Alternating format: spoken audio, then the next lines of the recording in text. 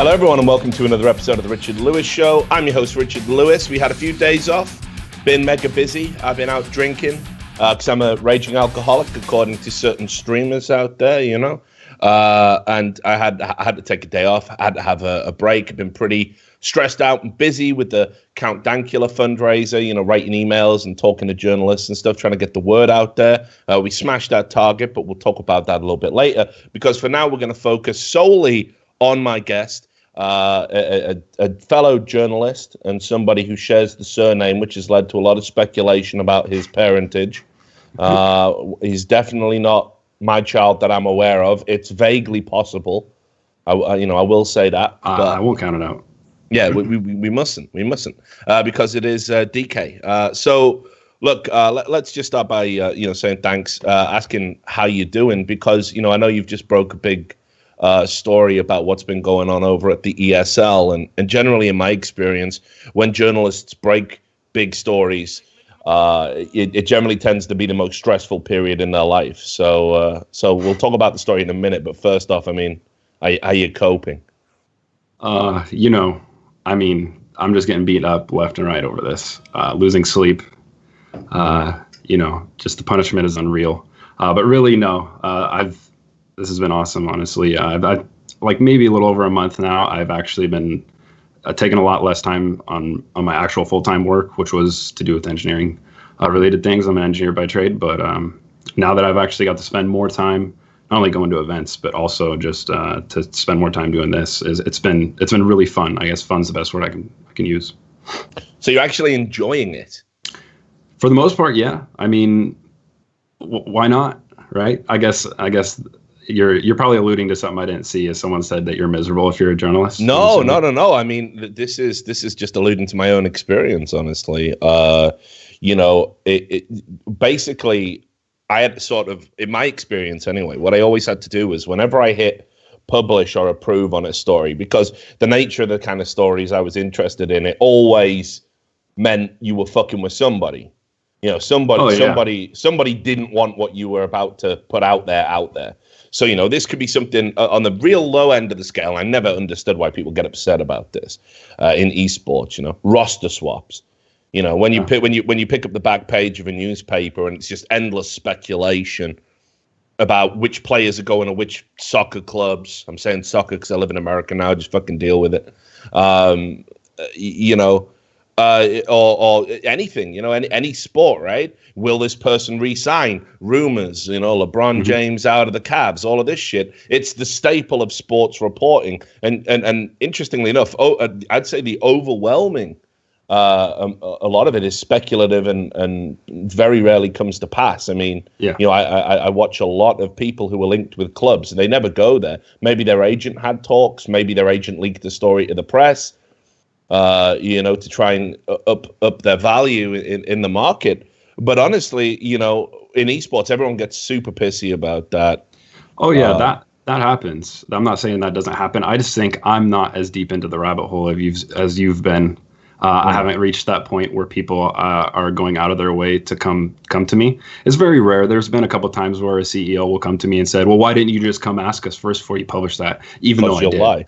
Yeah, because you'll lie. Yes, but it's here and there. But I mean, honestly, I don't care. Like, I know we're probably going to get to that, but I wish I could have recorded it. For those who don't know, like before I ever did any kind of journalism or anything like that, if anyone remembers or doesn't know about it, I made a YouTube video about the CS:GO news channel, and it blew up. And I tried to contact you. Actually, I did, and you responded, and I tried to get like 15 minutes of your time, and you ended up spending 2 hours on a Skype call talking to me, which I don't know why, because that's just after you took the Turner job, so you had to have been busy. But I wish I could have recorded it, because every single thing I asked you about and you told me about and you said will happen if I go this direction has happened. So I wish I could have recorded that, because it was almost like you were predicting the future for me and everything else that just like has come up regarding what I've been doing. Well, look, I vaguely, remember it, because it does feel like a fucking another lifetime, doesn't it? You're an established journalist in the space now. And back then, I was going to say this for later in the show, but while you bring it up, the only reason you have a career is kind of you saw some guy doing it wrong. Now, I had the CSGO news guy on the show. This was a guy who, for those that don't remember, what prompted me to do an interview with him and kind of call him out was he went down a very dark path. Now, obviously, a big proponent in free speech, of free speech, but I believe journalism is a very powerful tool and it must be wielded responsibly. And your first responsibility isn't to the person who pays your bills. It's a weird job like that.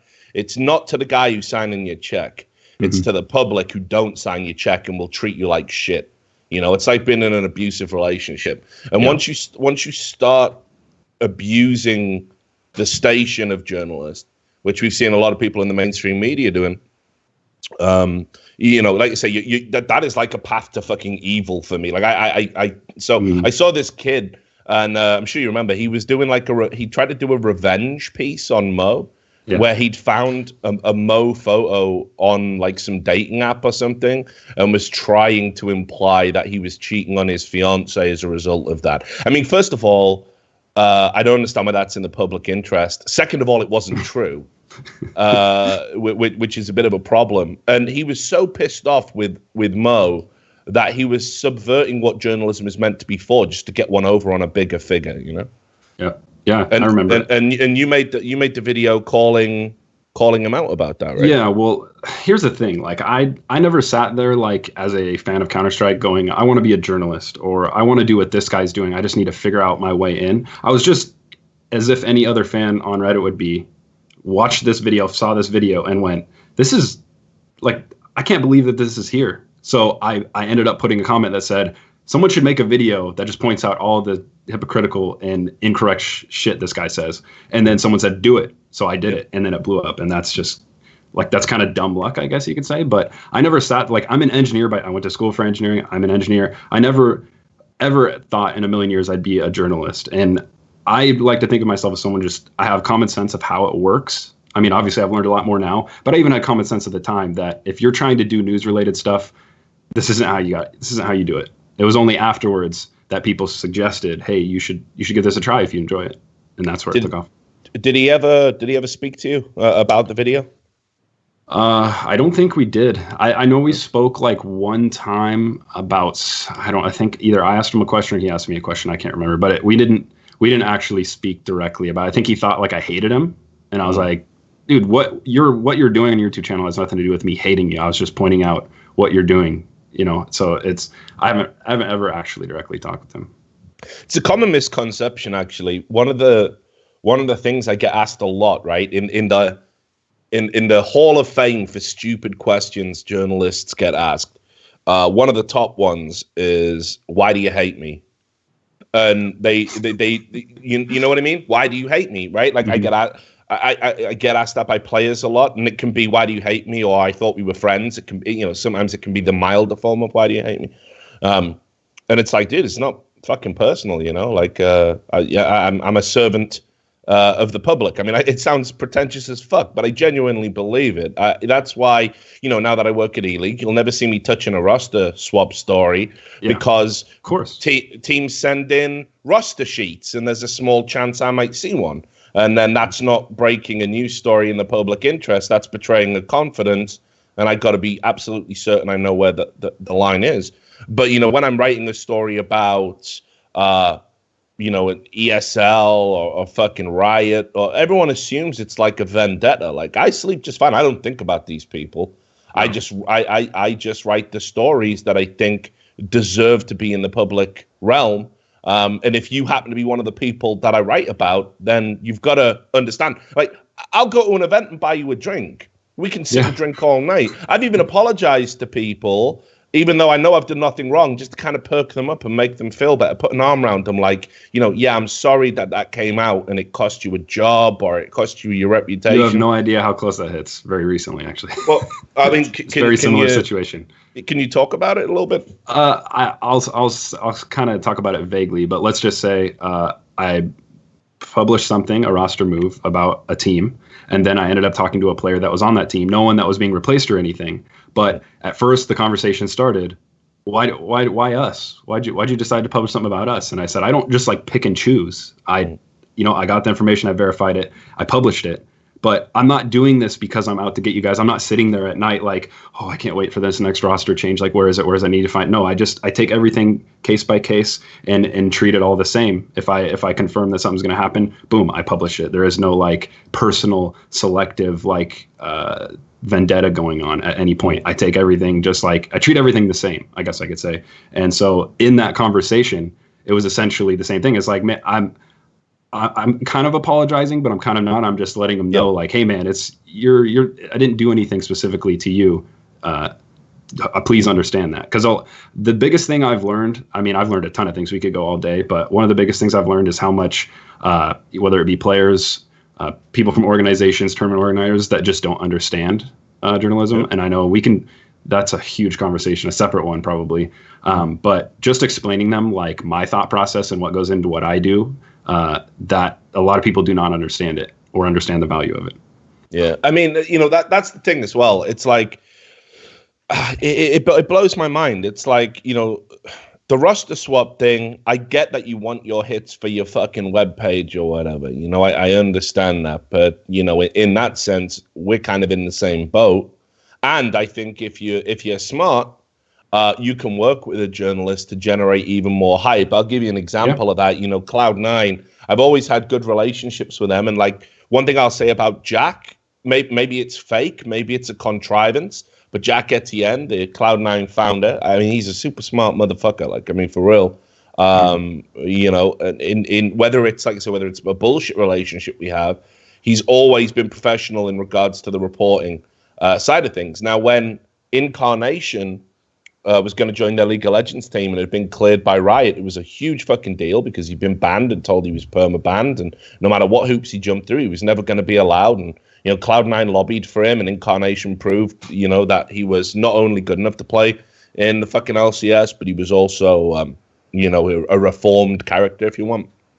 And I think it was even on April fucking Fool's Day, right? So Jack came to me and said, hey, look, I know that you've been asking around, and I know that so you're probably going to publish something, so why don't we just give you the exclusive and you can do it, rather than we put it out at different times.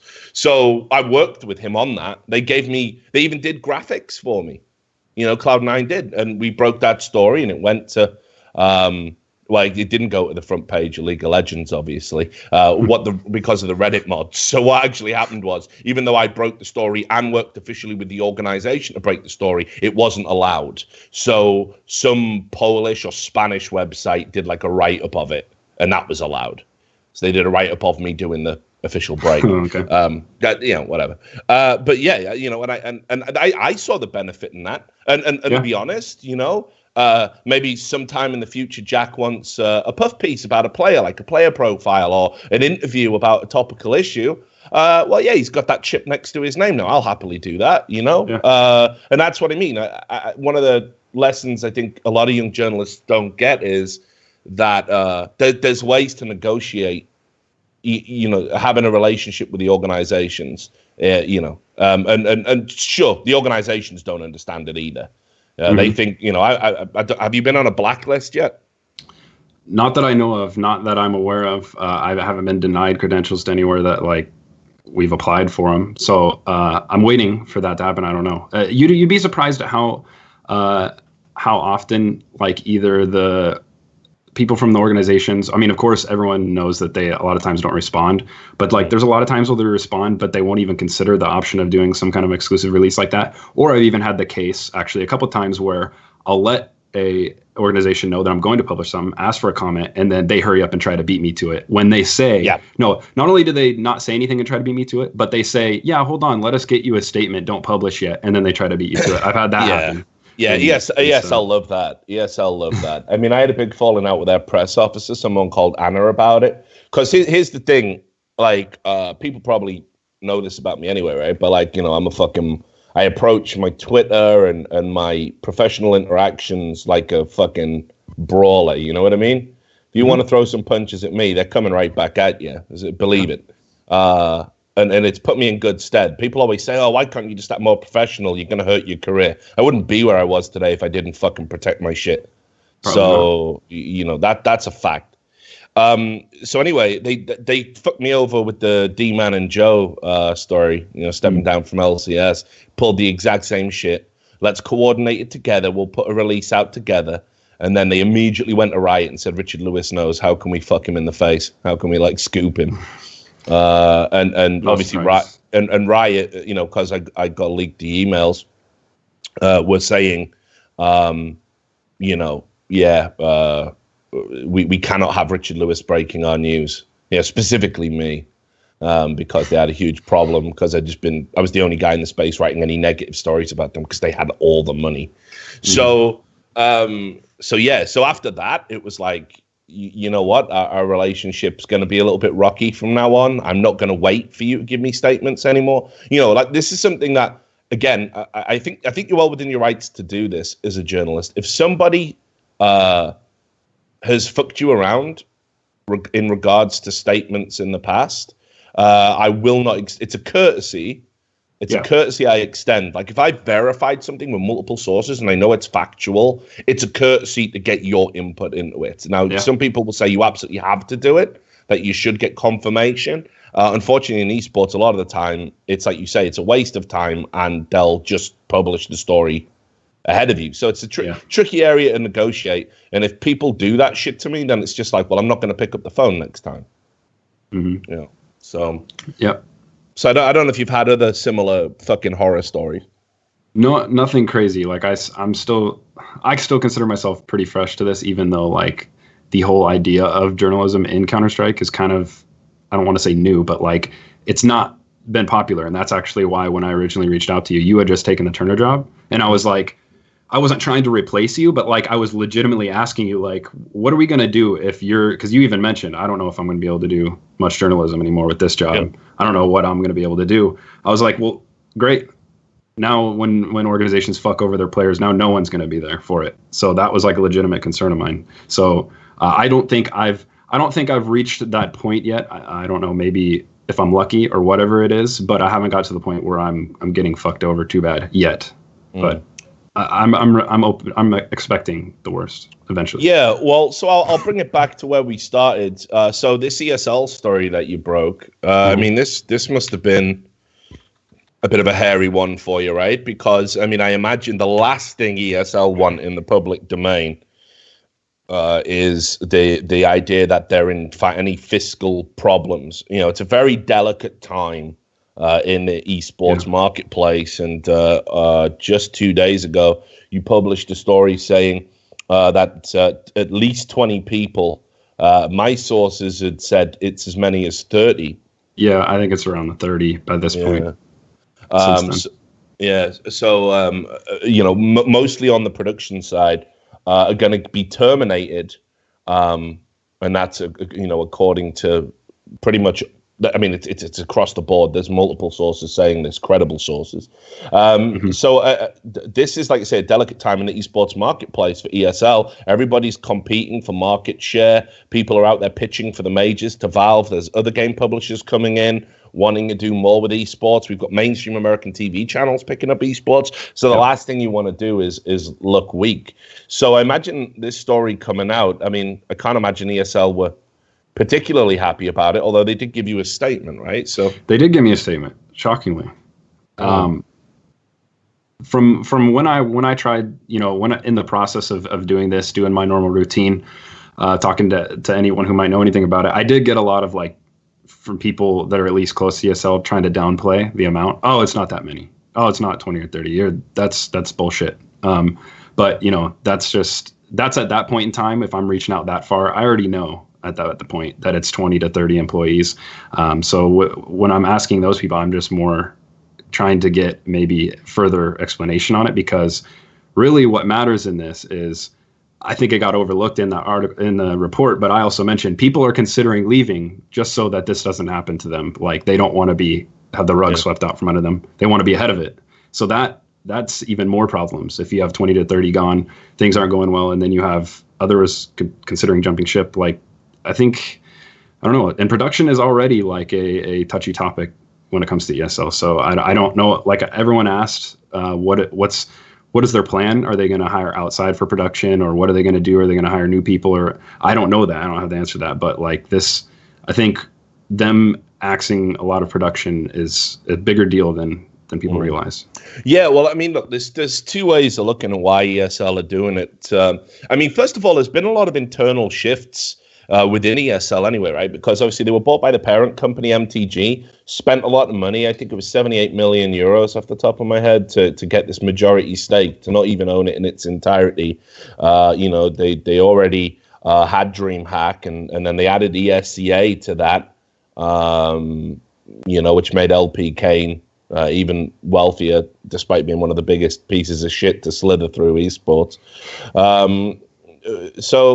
I was like looking at how they've been restructuring internally, and they've started like moving like MTG people like onto board positions and prominent positions, and kind of marginalizing and sidelining some of the old school endemic esports people, right? Which says to me, I mean, like a streamlining process was always going to happen. And it's such a corporate jargony word, streamlining. What they mean is they're going to trim the things that aren't important to them. And they're money men and they're businessmen. And they don't understand the value of having a good production team and this kind of thing, you know? If people ever wonder why esports production it still doesn't look great outside of like one or two companies, talking about the ones who are endemic to esports.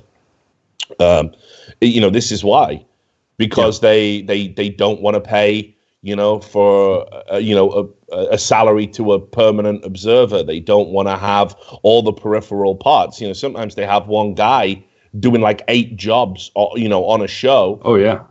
And that's just the norm in esports. Whereas, of course, having worked in TV for a little bit, you've got a director, an assistant director, or, people fucking just communicating directly to the cameraman. You've got a floor manager, a stage manager. It's all moving parts. It's a chain. So the broadcast goes smooth. And, you don't have that in esports. And it looks like ESL are making the kind of cuts that would help their production go to another level, based on what I've been told. Yep.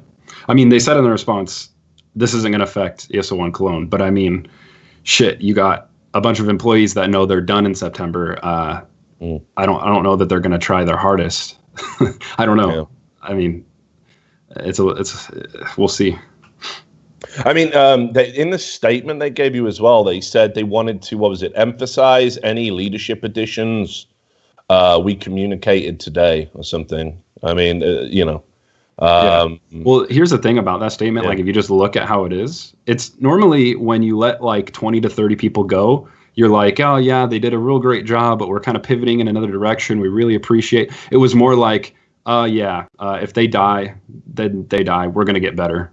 Like, it's almost like a little bit of a ruthless. Actually, sorry, that was an internal communication that hasn't been public yet. But basically, in the next announcement, what they want to do is they want to. And he alluded to it in the statement. He says, this is an adjustment for our internal organization and a step towards preparing ESL for the future ahead. Will not affect the quality of production, such as ESL One Cologne. I mean, I do find that interesting, layoffs in the production room, not affecting production. I mean, that's what I would, that's what I mean, okay. I guess you've been cloning superhumans in your spare time. But yeah, internally, that phrase that apparently they're going to emphasize leadership changes. So this looks like a company going down the route of too many chiefs and not enough Indians. And I think they're probably going to make some big announcement and bring out some friendly faces. I don't know who it will be, but I mean, does BSL work for ESL now? Jonas? I don't know. I'm not a good name guy. Yeah, it'll be not a good name guy. Yeah, that's a skill essential to journalism. You'll work on that. But BSL Jonas, I think he might be there now, and maybe they're going to announce him. He's like well liked in the community, So again, it's deflection, right? Yeah. Like for me, the other assumption I would make, and there's certainly rumors flying around, is that ESL maybe are looking to sell. Or rather, MTG are looking to sell ESL holistically as a package. You never know. Yeah, you never know.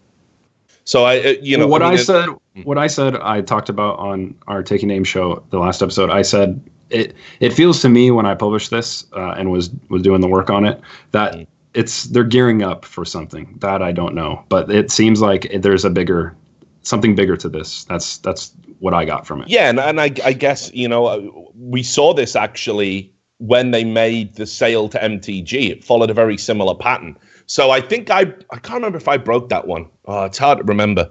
But when it came out, sources were telling me that they had accountants from MTG camped in their office in Cologne. They'd had a special room. They'd kicked some people out and were just going through all the particulars and the papers. And before that, I think there was some layoffs as well, not on the same scale as this. But again, they trimmed that fat because that makes you a more desirable purchase. You take one look at what you've got here and you're like, well, fuck it. I mean, this department's just spiraling out of control cost-wise. Why the fuck would we pay for that? We're going to have to lay all these people off, pay redundancies or benefits or whatever else is outstanding, 6 months severance.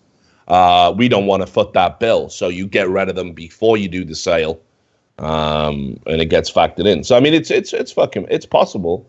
And certainly there's rumors floating around out there that ESL are looking, again, it's not ESL. ESL are perfectly happy to be ESL, but I think MTG might have bit off a bit more than they can chew, and maybe they're looking to do like a fucking house flip with ESL, right? Like they might be able to make some profit out of it. I don't know why. I looked at their quarterly figures, and they've just been losing money since they bought ESL. I mean, again, that side of the business, right?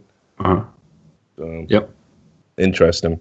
Well, look, let's get back to the art of journalism. Sure. One of the things that'll get leveled at you a lot, and I've even seen some people say it in the chat. Let me just shame an idiot. Where can I find an idiot? Here you go. Little Snoopy probably thinks he's a gangster or something. What kind of shit journalism is leaking roster moves on Slingshot with 2 paragraphs? Well, of course, the answer to that is not everything can be a 6-month-long investigation into Vatican paedophile scandals, that wins Pulitzers or whatever. And unfortunately, there is the bread and butter of journalism, right? I mean, the classic thing you get told is the famous quote: "The challenge is to fill the space." Yeah. Well, I don't know if I've been trying to go out of my way to explain it, but a lot of times when I've been at events recently and I've talked to people, the biggest thing when I talk to people, the biggest thing that I guess have a conversation about, or it ends up getting to, is everyone seems to have the idea from me that I'm out here only looking for roster leaks. And unfortunately, roster moves happen a lot more frequently than these scandals, or at least a lot more frequently that you can verify. I was, a lot of people seem to forget, I was the one who exposed the fact of what PEA was planning to do to all their teams and players. There were a majority of players who had no idea that they were going to be forced to play in other leagues and not play in ESL Pro League. They didn't even know that until I published it. And it was 2 days away from their teams and the people in PEA telling them that, hey, the date's passed and we're done. The PEA stuff doesn't happen every day. And I'm not saying I wish it would, but I think a lot of people focus on what I do a majority of the time, when really I'm looking for all of that. Honestly, I don't want to say what gets me excited, because some of that shit's fucked up when you're trying to force players to do things. But what I look for is stuff like that. I look for players not getting paid.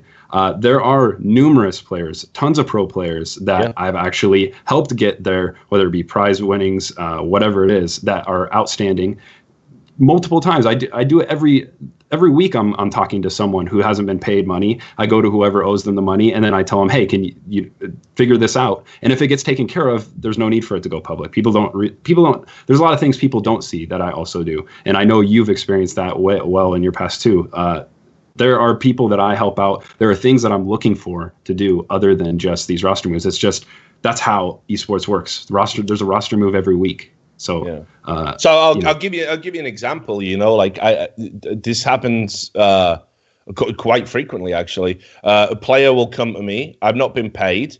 I reach out to the organization for comments, and I'm going to publish something. Organization shits itself because they don't want the bad publicity. Settle the check immediately. Yep.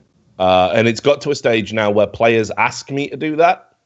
And I, of course, dude, I'll do that. I just want people to get their money.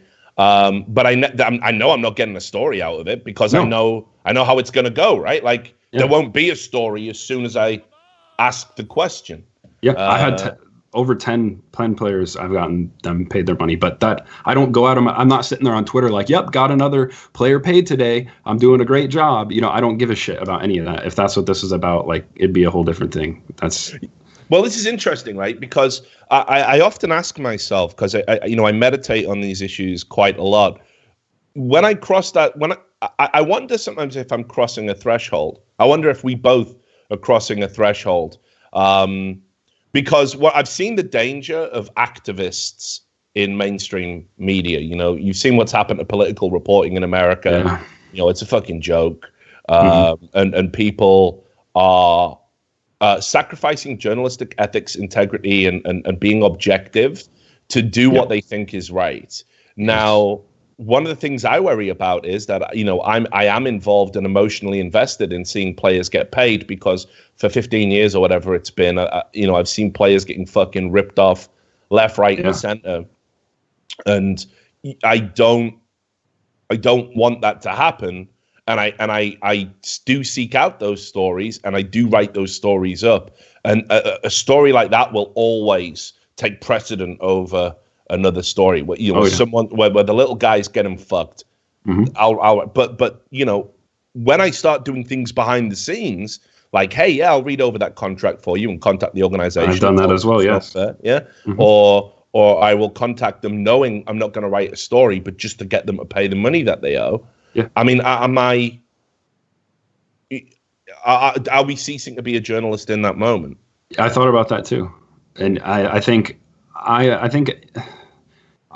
battled with that too. Like, are you foregoing your objective responsibilities as a journalist by doing that? And I think I always keep it in my head that, like, you know, if they decide not to pay them, then this is going to be a story. I am going to make that journalistic effort to, but it never gets to that point. I think they get the hint. The second you email them, boom, it's 5 minutes. You got an email right back to you saying, "Oh, we'll work this out. Don't worry about it." So I think if you never plan on doing anything with it, maybe you can make that argument. But to me, as someone who is a player of, like, that's what I value personally. I don't like to compare, you know, myself to anyone at any point, but what I value about myself as a journalist in Counter-Strike is that I'm a fan and a player of the game first. I don't want to say a lot of journalists, because we don't have a lot, but there are some journalists, or maybe even a lot if you look at our space, that aren't either fans of the game, or they've barely played the game, or they don't understand the game. They don't understand they don't understand the little small intricacies of being a player of the game, or what it's like to be in that space. They're a journalist first. And I think being a journalist first has its merits. Like, obviously they have their advantages over me because they've probably went to school for journalism. I've never took one class. I never even, this is not something I ever planned. And it's more something that I've done on the fly, the things that I've learned. Slingshot has definitely helped me a lot with that too, is improving, and just kind of the ethics of how it works. But me personally, I resonate with a player on a team who hasn't been paid, because number one, I know what it's like to work, and I know what it's like to not be paid what you're worth, or to not be paid at all. And when you're a player of the game and you're the small guy who, you know, I know what that's like, and I resonate with that. That's why those are the things that I prioritize over a roster member. Yeah. And I think it would be less necessary, right, if the scene wasn't so fucking vindictive. This is the reality.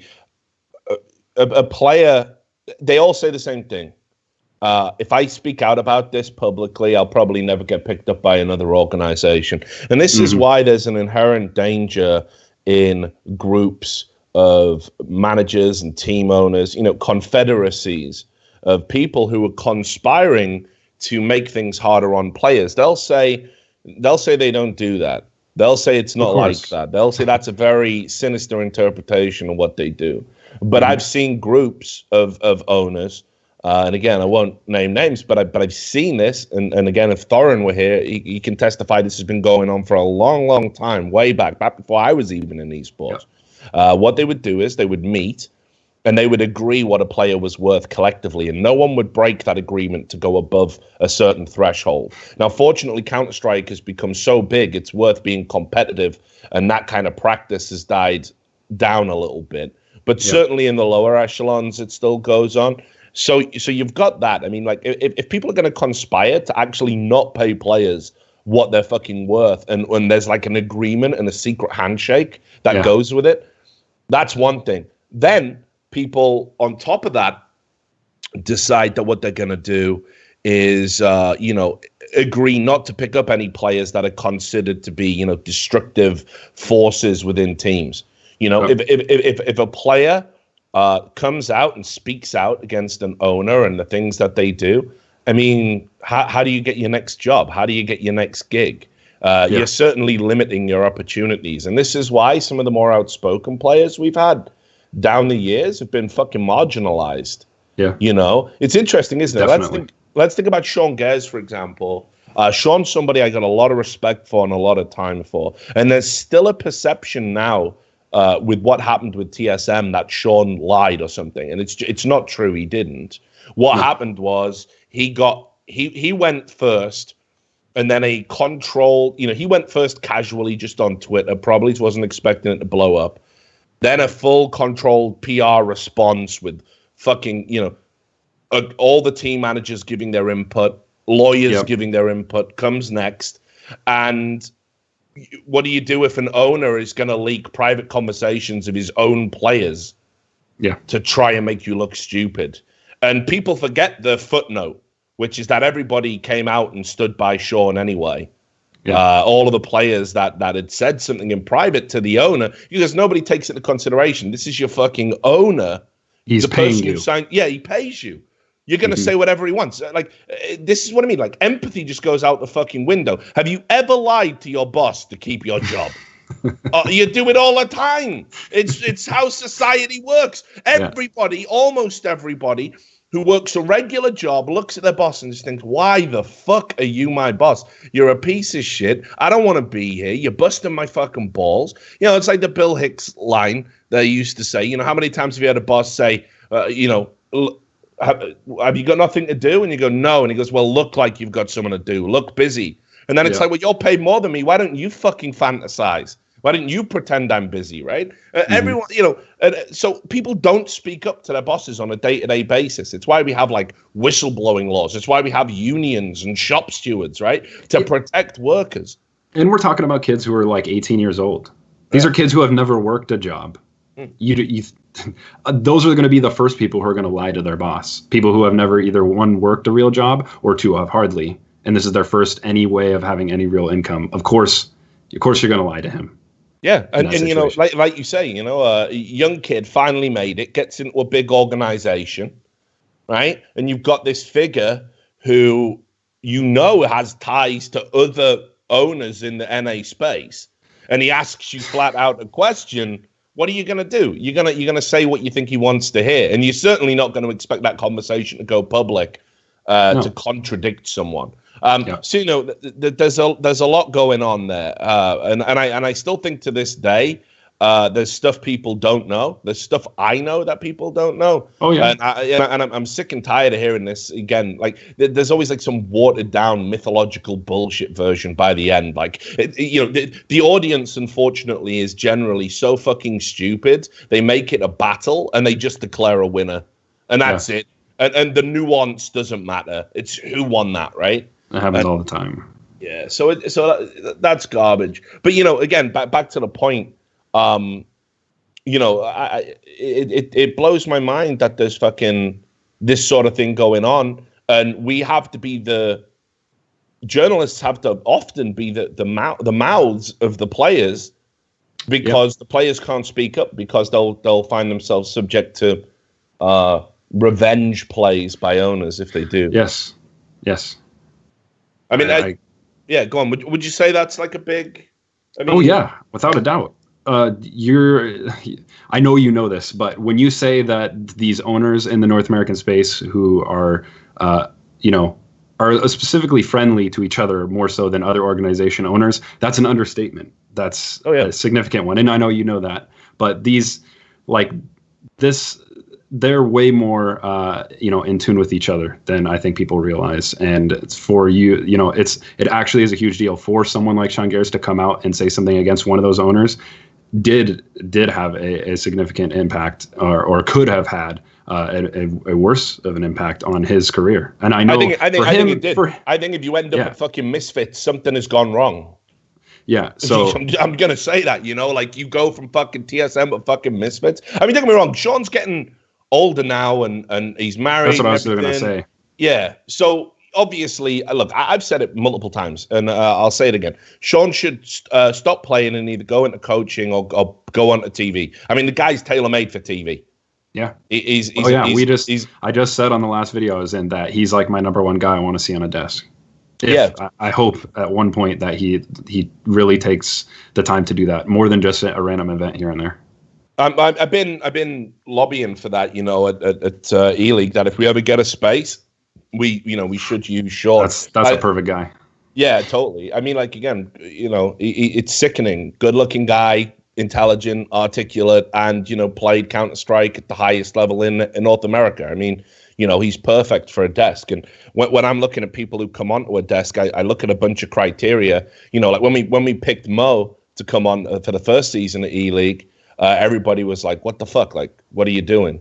This guy's, have you seen him on a stream? And it's like, people don't know Mo the way I know Mo, because I go way back with him. I knew he was going to knock that out the park. And sure, is it super deep analysis? No, but he's not shy giving an opinion. And he knows how to work a crowd. He knows how to be likable. And that's why he's successful. So he was perfect for it. And plus, again, he'd been a high-level pro. People forget this. In Source, Mo was a fucking I'm a Source guy, player. so I know. Yeah, Mo was a fucking star player. He was like one of the highest salaried players in NA. He's had an incredible career. So yeah, he was perfect. And I think I've said this. I want more players to come onto the desk in general. But I just think desk work, it's not regular, right? Because we're not at the stage where you hire a broadcast team. No. Like in an ideal world, here's what it would look like. You'd have like 2 ex-pros, maybe another guy like Thorin or Moses. I suppose Moses counts as an ex-pro in a way. And then like me on the desk, and then you'd be like a fucking sideline reporter, and it would be flying around, and we would only work exclusively for like one TV station or broadcaster. We're not there yet. So but anyway, so that's one thing, being the voice for the players. Here's another thing, and I got to bring this up. There was this weird sort of beef between you and an esports character, I guess. Yi Lamau or Don Hassi. He's like known in the RuneScape community. I want to talk about that because I know it's something that kind of gets thrown in your face a lot. Now, I met the guy because he messaged me out of the blue, and he messaged me my passwords, and he got them off a password dump. Yeah, password dump.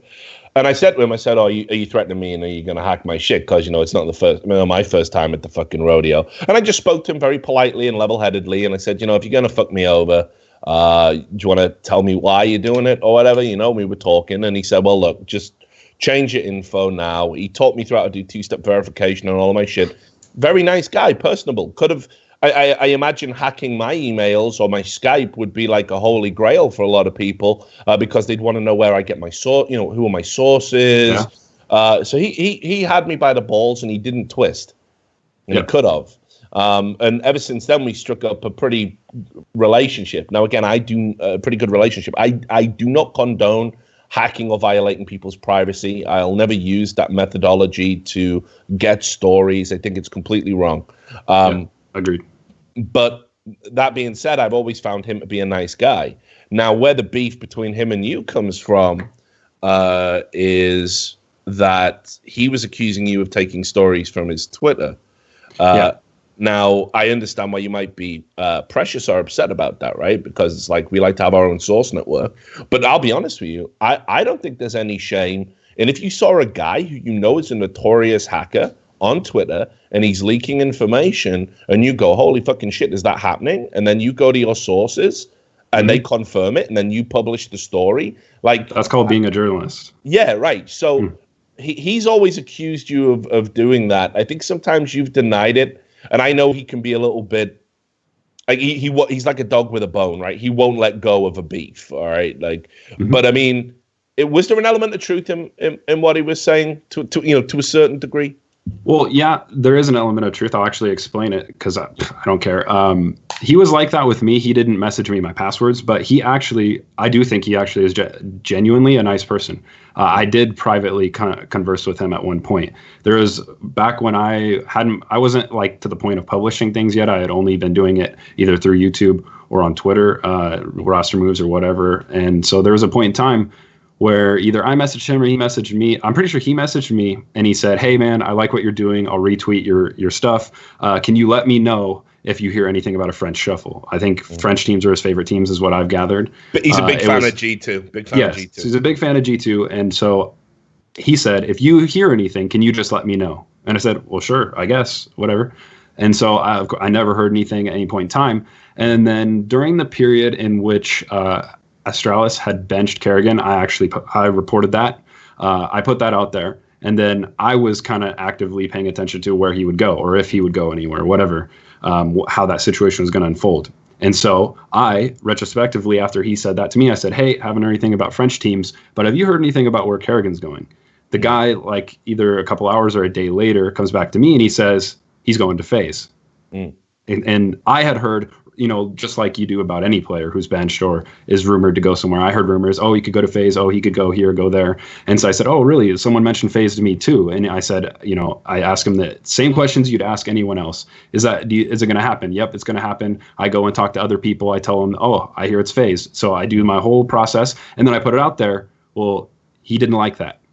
He didn't like that I asked him for something and then I published it. So I put, yep, Kerrigan's going to FaZe. After that, he said, "I will never be one of your sources. Fuck you." Gave me the whole, shebang of insults and whatever. And then from that day forward is when the whole, whatever you want to call what he does. And here's the thing, like, I don't know what he wants to do or achieve in the space. Cause I've said to him, if he would stop doing the fucking nefarious shit, this guy could have like a genuine presence in the space. I mean, he's got more followers than journalists who've been in the scenes for years. He's known in RuneScape, but I mean, he's now known in Counter-Strike. And if he could tone down some of the bullshit, like he could be a personality in this, an inside guy, a leaker. We don't have to think too much about how he hears what he hears, but again, like I didn't understand the beef with you. Like, was he upset that he didn't get to publish it first? Because I mean, I don't know.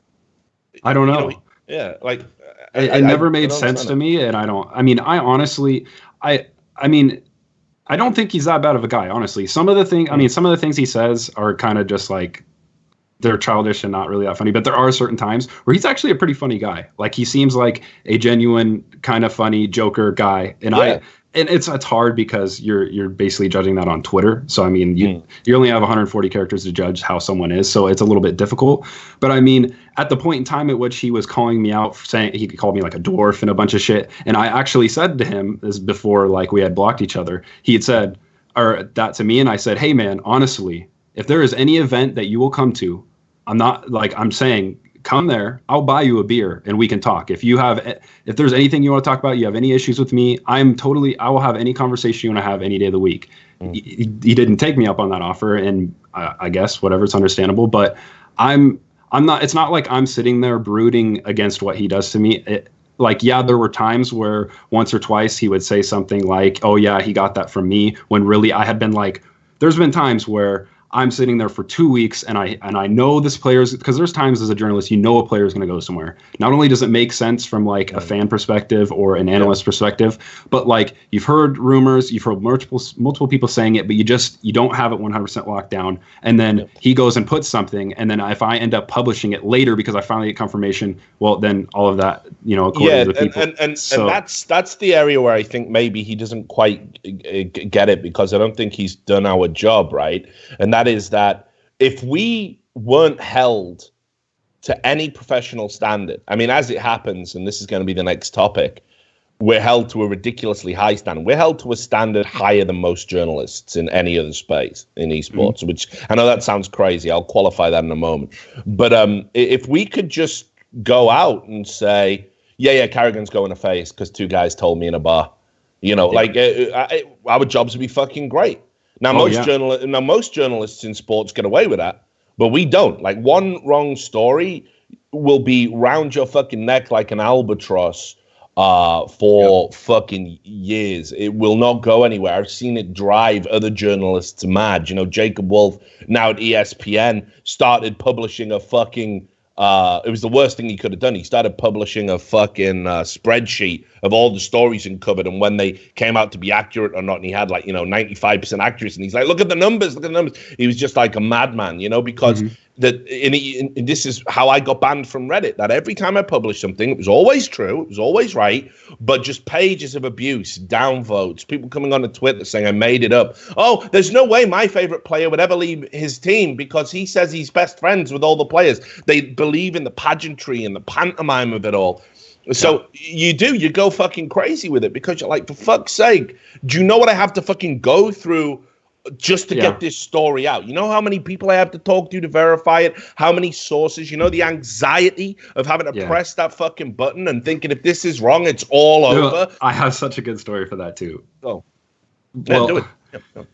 The Fnatic and Godsent, before they were back to the old Fnatic roster, that hitting publish on that story is the most nerve-wracking thing I've ever had to do. Because if anyone's paid attention, Swedish Counter-Strike roster moves are some of the hardest to get a hold of. They are very, very good, especially NIP. A lot of teams, all of them, they're very, very quiet about the moves they're going to make. And when I had literally the most credible sources I possibly could on this move, I was terrified because if I screwed this one up, it would kill me. But I literally worked on that thing for a month. I talked to people for a month. So I don't think people realize, it's not like I just wake up one morning to a Twitter DM or a Skype message and it's like, oh yeah, the old Fnatic roster's getting back together. Boom, I just publish it. It wasn't. That's like the biggest stretch from the truth. So the anxiety is that's a very good descriptive word for it. Is the anxiety of publishing something like that.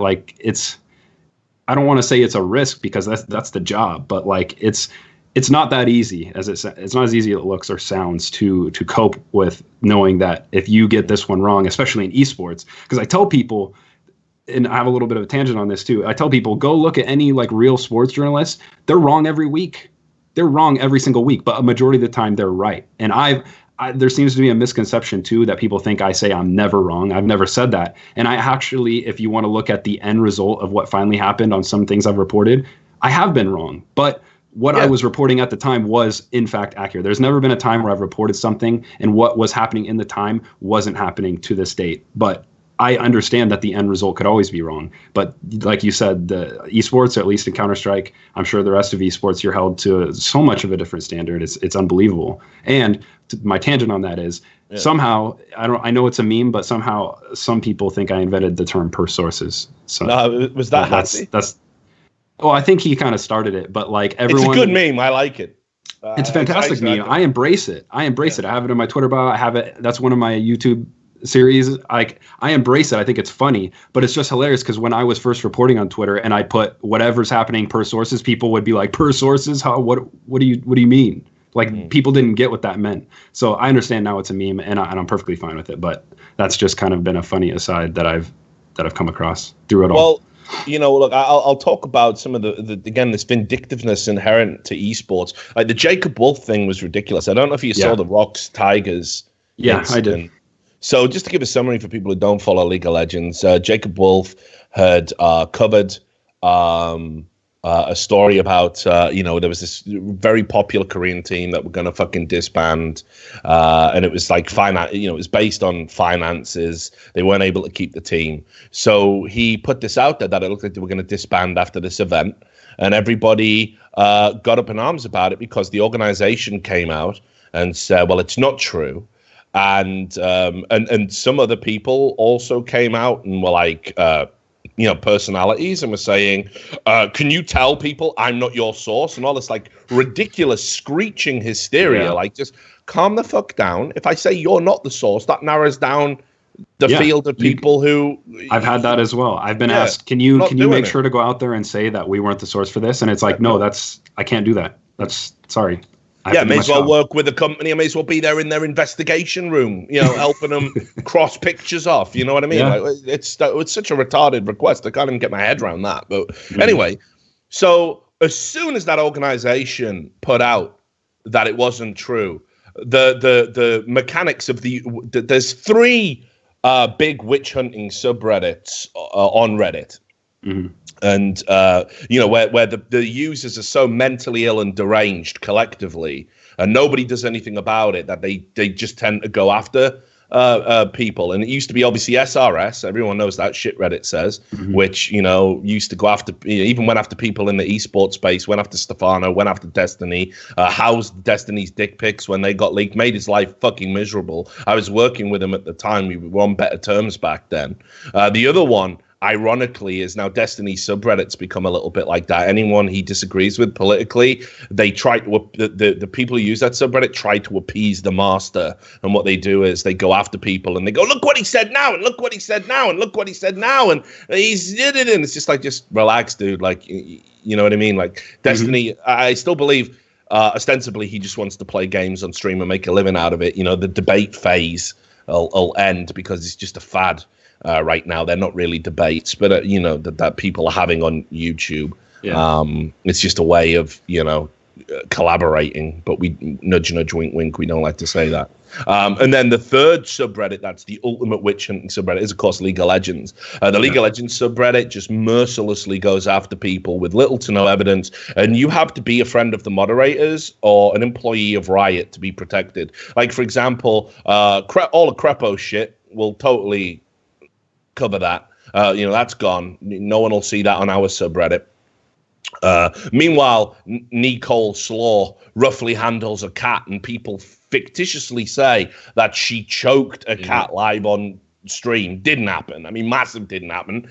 She handled her own pet cat slightly roughly. People emailing like Petter or Peter, however you fucking pronounce it, and they're going, this is a disgrace. She was banned from fucking Twitch from that. Her livelihood completely fucking gone, and that was predicated on the fact of, well, 2 things. First of all, it was predicated on the fact that it had a front page Reddit post for something that is inarguably not linked to League of Legends in any way, shape, or form. And secondly, Riot employees said they were going to speak to Twitch to get her banned.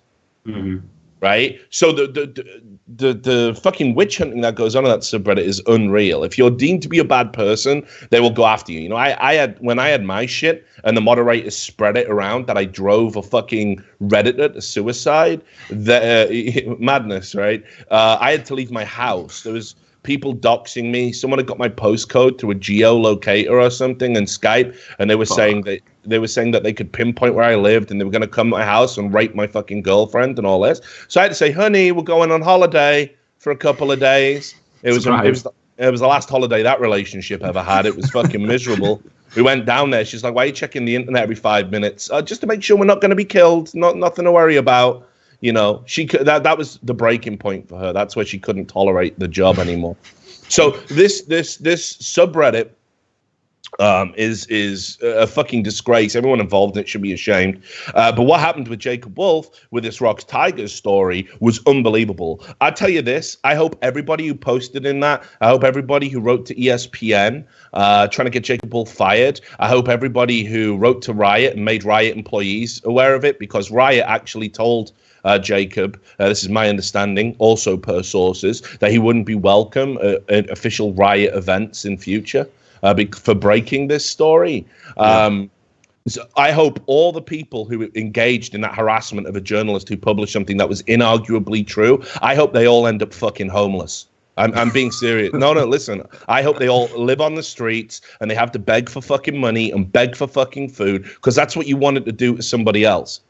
So have some fucking karma up your fucking tight asses. You know what I mean? Yeah. It's a fucking disgrace that for the simple act of publishing a demonstrably true fucking story, you would try and take away someone's livelihood. Let's be clear. When you lobby to get someone fired, you take the roof from over their head, you take the food out their fucking mouths. You are fucking scum. You better have a good reason for it. And a journalist writing the truth isn't a good enough reason in my book. Yeah.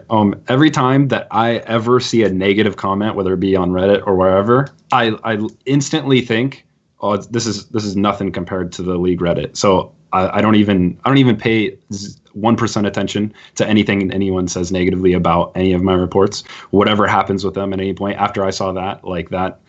I talked to him, actually. I talked to him at the major, and I'm not a League of Legends guy or anything like that, but effectively I am a journalist, and talking with him about that, like I can't even, like even myself, someone who I think personally, not only recently, but just overall, I'm someone who I'm pretty good at deflecting any kind of flack someone can give me, whether it be, whether they have reason to or not. It doesn't really affect me. I'm going to do what I want to do regardless. But I actually, I talked to him about it, and I said, I can't even imagine handling that, because that would have even gone under my skin significantly. Yeah, but I mean, that was some shit. That was some fucked up shit. Like, bad. Oh yeah, it's unreal. Prominent figures in the scene, you get him blacklisted. Like, what the fuck is going on? It was true. It was proven true. All of those people, you see, if you apologized and admitted you were wrong, fine. I'll spare you a night on fucking Skid Row. You don't deserve to be homeless. You just got caught up in the fucking moment. But if you absolutely weren't one of the first voices to apologize, if you didn't actively seek him out and say sorry, you are a piece of shit. You are slime. I mean, I don't even know where you are on the fucking food chain. I can't look down that far. It's a fucking disgrace. And, I'll tell you this about Jacob. He's a weird cat. Like, I trained him right from the fucking start. We've had some blazing arguments. I'm not you worked saying, with him, right? Yeah. I mean, like, I think I might have given him his first cash job, or I'm not too sure. But basically, there was a young crop of journalists that I brought through back when I used to work as an editor. Jacob was one of them. Josh Raven was one of them. Like I take the position seriously, like looking after journalists when they come in, because I know how rough it can be, and I want good people doing good work, and I want them to understand how hard they're going to get fucked, especially year one. And you're going to get bent over, and the community's going to shit all over you. And you're repeating what I said, and I said in that Skype conversation when we very first ever talked. You're saying the same thing now. Yeah, it's true. You were right.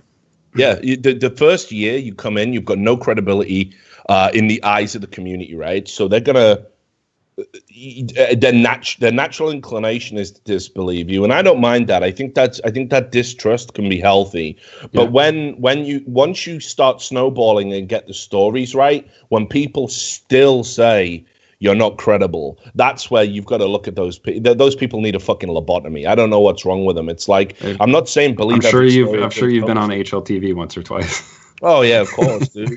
Everyone's been gone after my shit for years.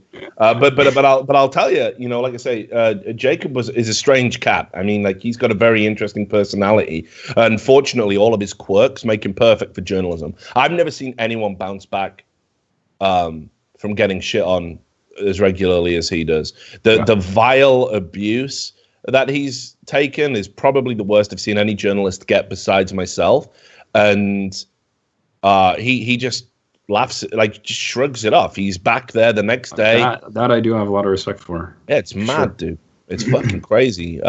What's the worst shit you ever got? I mean, what's the worst thing someone ever tried to do to you? A story you wrote?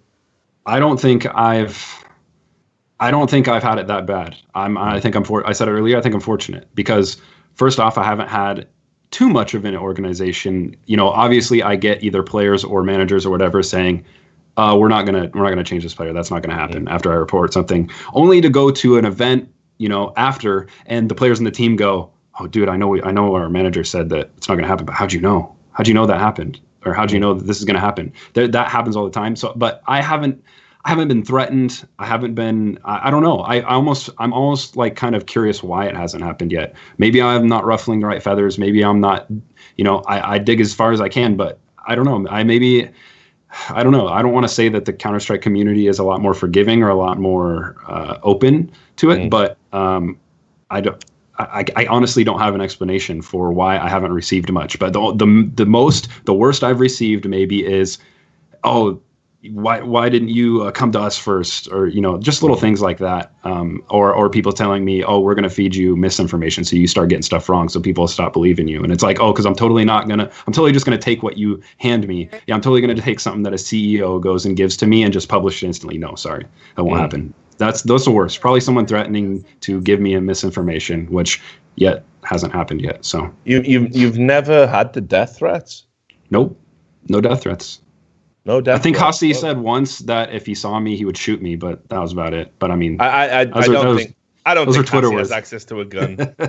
I don't think so. Those are Twitter fingers. That's okay. Yeah. I'm totally fine with a little bit of banner. And that Kevin Hitt just donated. He's another journalist in the scene that, even though he's a little bit older and he's an ex-police officer, another guy. I was like, come here, Kevin, because you're gonna see some shit. I think recently got made redundant from a company that promised him the world. I remember when that happened. We sat down in a bar in Atlanta, and he was like looking to build the team. He'd been given all the guff. Build the team. You got the money. It'll last forever. And I was like, listen, brother, I heard this a ton of times.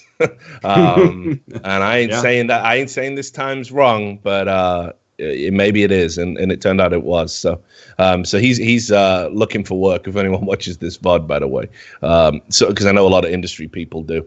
But anyway, he made a point then. Like we had a Esports Awards thing. Yeah. And people got nominated for Esports Journalist of the Year, and you were left off the nominations list. I'm guessing there's no way you can't. I'll say it on your behalf that I think you should have been on there. You obviously can't, because there's no way to win this, is there? Like, you just look like a pissy bitch or whatever. No, to be honest, I don't give a fuck about awards. Yeah. I think it's okay to be happy, or I think it's okay to want to be nominated. That's totally okay. But with the way I do things, I don't give a shit about awards. I'm going to do it. If I stay never nominated for any award for anything I do, I'm totally okay with that. A lot of times something that gets mentioned to me is I'm looking to publish every report I can for the money and stuff like that. I left my full-time engineering position to do this because it's fun, because I'm around Counter-Strike, a game. I'm not going to say a CSGO fan, because CSGO, as we know through and through, has fucking problems, but I'm a true down-to-heart Counter-Strike fan. And if I get to do some sort of work, I guess you can call it, around it, that's to me what's fun. That's why I have taken more time, taken way less money. It's not even remotely like related to anything like that. For me, it's getting to not only help some of these players out who don't have a voice, who won't have anyone that'll listen to them, not only help them get paid, get them what they deserve, make sure they don't get fucked over, make sure they don't get forced out of leagues, whatever it might be. If I can help be that voice and also get to attend these events and talk to and interview these players and get their thoughts, and I don't want to say befriend the players, because there still should be some sort of professional borderline. Yeah. But I'm not trying to go out of my way to be their friends, because I know a lot of people do, trying to use their positions to try to befriend players. We have journalists in press rooms, yes, even at the Pro League Finals in Dallas, who are asking for signatures on jerseys, who are taking selfies with pro players, who are asking ridiculous questions. We still have that going on, and that I want to essentially show that there still should be some sort of professional guideline. But I also want to know the players to know that I'm a guy. I will help you. I'm going to publish a report if you're going to make a roster move. If you're being moved from one team to another, I'm going to publish that report, but I'm also here if there is, anything that I can possibly help with. And I do that just because I like Counter-Strike. I first played it when Source came out. Like this, I know I'm everyone calls me a Source noob, or anyone who likes Source noob. I'm sure you've heard the most of it, but yeah, I just love the game, honestly. So, it's that alone has to me has been worth it just to do this. I could care less about the rest of the stuff. I could care less about a fucking award. I don't, it doesn't bother me, honestly. It truly 100% doesn't bother me. Well, I can tell you, it took me last year to win my award. It's up over there next to my Alan Shearer doll and a gift from a fan. Back when the first wave of Esports Award were out, I mean, I'll tell you some of the shit I went through. For the first ever Esports Journalist of the Year award, because it was run by Turtle Entertainment. And obviously, like I was writing about Counter-Strike Source back then, and Source was, the redheaded stepchild to 1.6. And the first award for journalism, I was nominated for it, and put on a short list, but it was a public vote. Oh, okay. So 0 presence in a game that isn't a top-tier esport. No chance of winning that. But the article that did win, I always remember it, dude. This would fucking blow your mind. I'll have to try and find it. It was about 650, 700 words long. All right. And it was called Spawn, the legendary 1.6 player, pro gamer or pro rapper, ? Right. And I'm like, okay, well, this is an interesting question, a deep philosophical question. But when you read the article, it was just some journalist who had clearly never met Spawn either, who didn't talk to him, right? And he'd heard that Spawn had used some of his prize winning to build like a mini recording studio in his house and was going to try and release a single. Mm-hmm. Now that was the article, and he won. And he won. He won the award, and it was basically saying like, yeah, Spawn is amazing at 1.6. He's great, but he's also into hip hop, and he might release a single. And how cool is that? That won. That was the best article, right?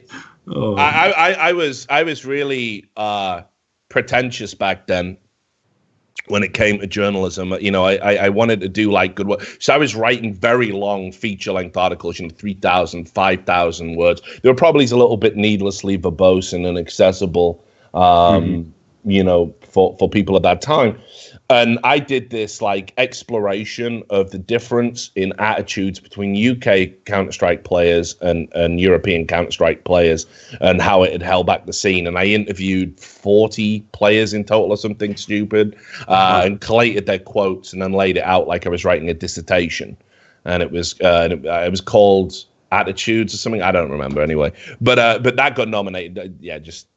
I may as well have just shat into a fucking A4 and folded it and sent that in. Like it would have had just as much chance of winning. Then the next year, I got shortlisted for an expose I did. This is when I worked at Gotfrag. I wrote an expose about a guy it was a mad story. He had set up a LAN in Harrow in the UK called Eurolan or something. And it was one of the first times in Source, all of the top teams from Europe and UK had all come together to play each other in an event. He took all the money, all the entrance fees, and when people turned up to the LAN center, the event didn't exist. Nothing was there. No, it literally didn't exist. So one of my old friends who doesn't talk to me anymore for ideological differences, good guy, or used to be a good guy, called Gomez, who used to manage Zboard with me way back when, he fucking paid for the whole thing so the event could go ahead. But in the brouhaha that happened, it never got finished because they had to completely set up tournament areas and everything else. So the final got played like online. There was like no official winner or whatever. So the guy who did that came back like 2 years later under a different name. Yeah, under a different name, right? So he was called Zanubis when he fucked everyone over the first time, and then he came back with as Superfly with a 1 instead of an L, and he set up an organization called Club AI, and was just straight lying to people. And one of the guys who had been there, Gomez and a guy called Mark Funky Harwood, who was like a good UK Source player way back when, he saw a photo of him. This photo leaked, and he went, That's fucking Zanubis. That's the cunt who ripped everyone off, and he started this organization. And they were trying to bring legal action against him. So I wrote this expose anyway on it, and it got published over at Gotfrag, and I got shortlisted for that. But there was some weird thing where Cadred, which I didn't work for at that time because I was at Gotfrag. I went on to work for Cadred. They published a story on it. They didn't do the expose or the interviews or anything like that. They just did a news story, and they all accused me of plagiarism. and it's not the same thing at all. No. It's not the same work. It's got completely original interview material. The idea it's plagiarism was ridiculous. And they were better connected to, obviously, Total Entertainment to me. So mysteriously, even though it was the first time our source department at Gottfrag had been nominated for anything, it disappeared from the shortlist. Because I was a plagiarist, and apparently internally, people were like saying, if Richard Lewis gets, if he goes through, he wins this award. If you vote for him, we won't work with you ever again. Wow. So I got fucked out of that award. Everyone pretends this never happened. Oh, I'm sure. Yeah, everyone, Richard, you're making this up. I'm definitely not. Like it happened. And that's why I'm not on late. That's why I was shortlisted going in. But if you look at like later shortlists, my name isn't there. Wow. So. But I will say, I do want to say before you go, thanks to Kevin for, I do appreciate that he thinks I should have been nominated. I don't want to. Should have been on there. Yeah, I mean, you probably got more right to be on there than me. Honestly, I think I've broken like 1 or 2 stories this year for obvious reasons. I'm sat on a good one. I'm just before the voting. I think I'm going to release a good one. I'll release it. Just because you know what I mean. Like it's nice to win. Like I'm like you. I'm indifferent. Like an award doesn't mean a great deal. But I look back to all of those years where I got fucked by esports politics. Well, I don't know if I was being called out for being for plagiarism, and if someone won for writing a bullshit article like that 2 separate times, I'd probably be pretty upset as well. Yeah, but right now. I think if I win this one, it'll make up for the 2 I got fucked out of, and then I'll like recuse myself from all future awards. Like it'll karmically work itself out. So anyway, look, here's the other thing I want to talk about: the professional standard we're held to. Mm-hmm. It's pretty insane, honestly. And I alluded to it a little bit right at the start of the show, where I said, "Listen, we are held to a much higher standard than sports journalists and whatever." But I totally want to pick your brains about this, because imagine any other journalist living in a world where they would lose their job, livelihood, credibility, the works, for getting a story wrong. Yeah, it's mind-blowing. Yeah. Like I said earlier, sports journalists, like all around, like I follow a lot of mainstream sports journalists, whether it be in MMA, whatever, football, basketball, baseball, they're wrong every week, like routinely wrong with their reports, but a majority of the time they're right. And I don't just mean like wrong as in they reported something, they're right, and then the end result is that player doesn't go somewhere. No, they were like legitimately just got wrong info, and they're still considered the best journalists in that specific space. Whereas I don't know, I can only speak for Counter-Strike. I don't want to say all of esports, but I'm going to assume it's pretty damn similar. You get one thing wrong, someone like me saying that NRG was going to sign Kyiv, and then they ended up not going that route and going to Big, and then making that same lineup that I said would happen. That too, they were definitely in talks. The fan base, yes, the fan base considers that you were wrong. You're a shitty journalist. You're not a journalist. You're wrong. Or when I say Mixwell and Rush were literally on the borderline of joining Liquid and being bought out, and then that doesn't happen. And then Hex also in a video says that they were going to, and then it didn't happen. People still refer back to that and say, "You got that wrong. You're shit." So thankfully, I think personally, I would say I've dealt with that quite well, because it doesn't bother me. I know I'm doing my job, but it is mind-blowing the level that we get held to. I don't want to say that we shouldn't be held, but we probably shouldn't. Like, I don't want to go out and just say, "Hey guys, you need to stop holding us to such a high standard." It's ridiculous, but it is a little bit crazy when you look at it and compare it to anything else, any other form of journalism that has been there longer in a different space. They're nowhere near held to that level at any point. So it's a little ridiculous, and I don't know if I want to, like I said, go all the way and say that we shouldn't be held to that high of a standard, but I think it's a middle ground. I think the standard we're held to is clearly absurd, because no journalist is going to go a professional career and not get something wrong in terms of outcome, especially when we exist in a space where, again, it comes back to this word vindictive. I've written stories, and because I've written the story, the organization has tried to deliberately sabotage their own move. Isn't that what they did to Jacob Wolf? Didn't they try to? I mean, yeah, they went down that route. Yeah, for sure. Like they considered not making the move just so that he would be wrong. Yeah. Yeah. I mean, like which that, is insane, isn't it? I mean, think about that's like movie level villainous right there. Yeah, it's so fucked up, and it's happened to me where like people are like, maybe we won't do it now. You've ruined it. You've ruined the announcement, so maybe we just won't go ahead. And I'm like, well, look, if you want to fuck over your own business to get one over on me. And people have even argued with me about it, because I've had drinks with a lot of these owners who shit talk me online. Again, I'm not shy. I'll come and talk to you. They've said actually it would behoove them business wise to chip away at my reputation because then the next time I'm writing about their shit, and Team Liquid have done this. I mean, again, I'll talk about that. Steve Arnstead is a real character, dude, because I want to like the guy.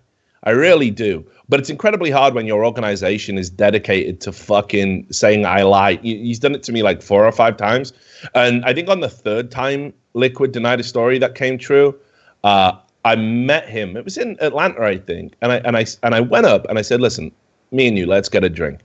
And I bought him like a super nice fucking expensive whiskey. So here we go. Let's sit down. Let's fucking talk this out. My dollar. Can we work this out? Because you don't have to fucking say I'm a liar online. You can enter a no comment. We can work together. Ask Jack. It's possible. That's what they give me now. Liquid gives me no comment every time. Well, good.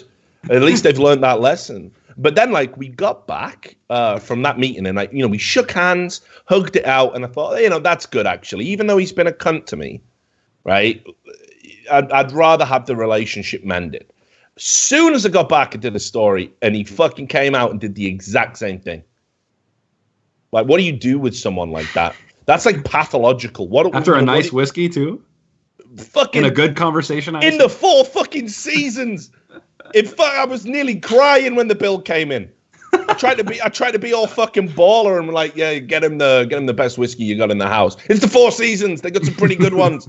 Mad expensive. It was like fucking it was probably like a $400 shot or something.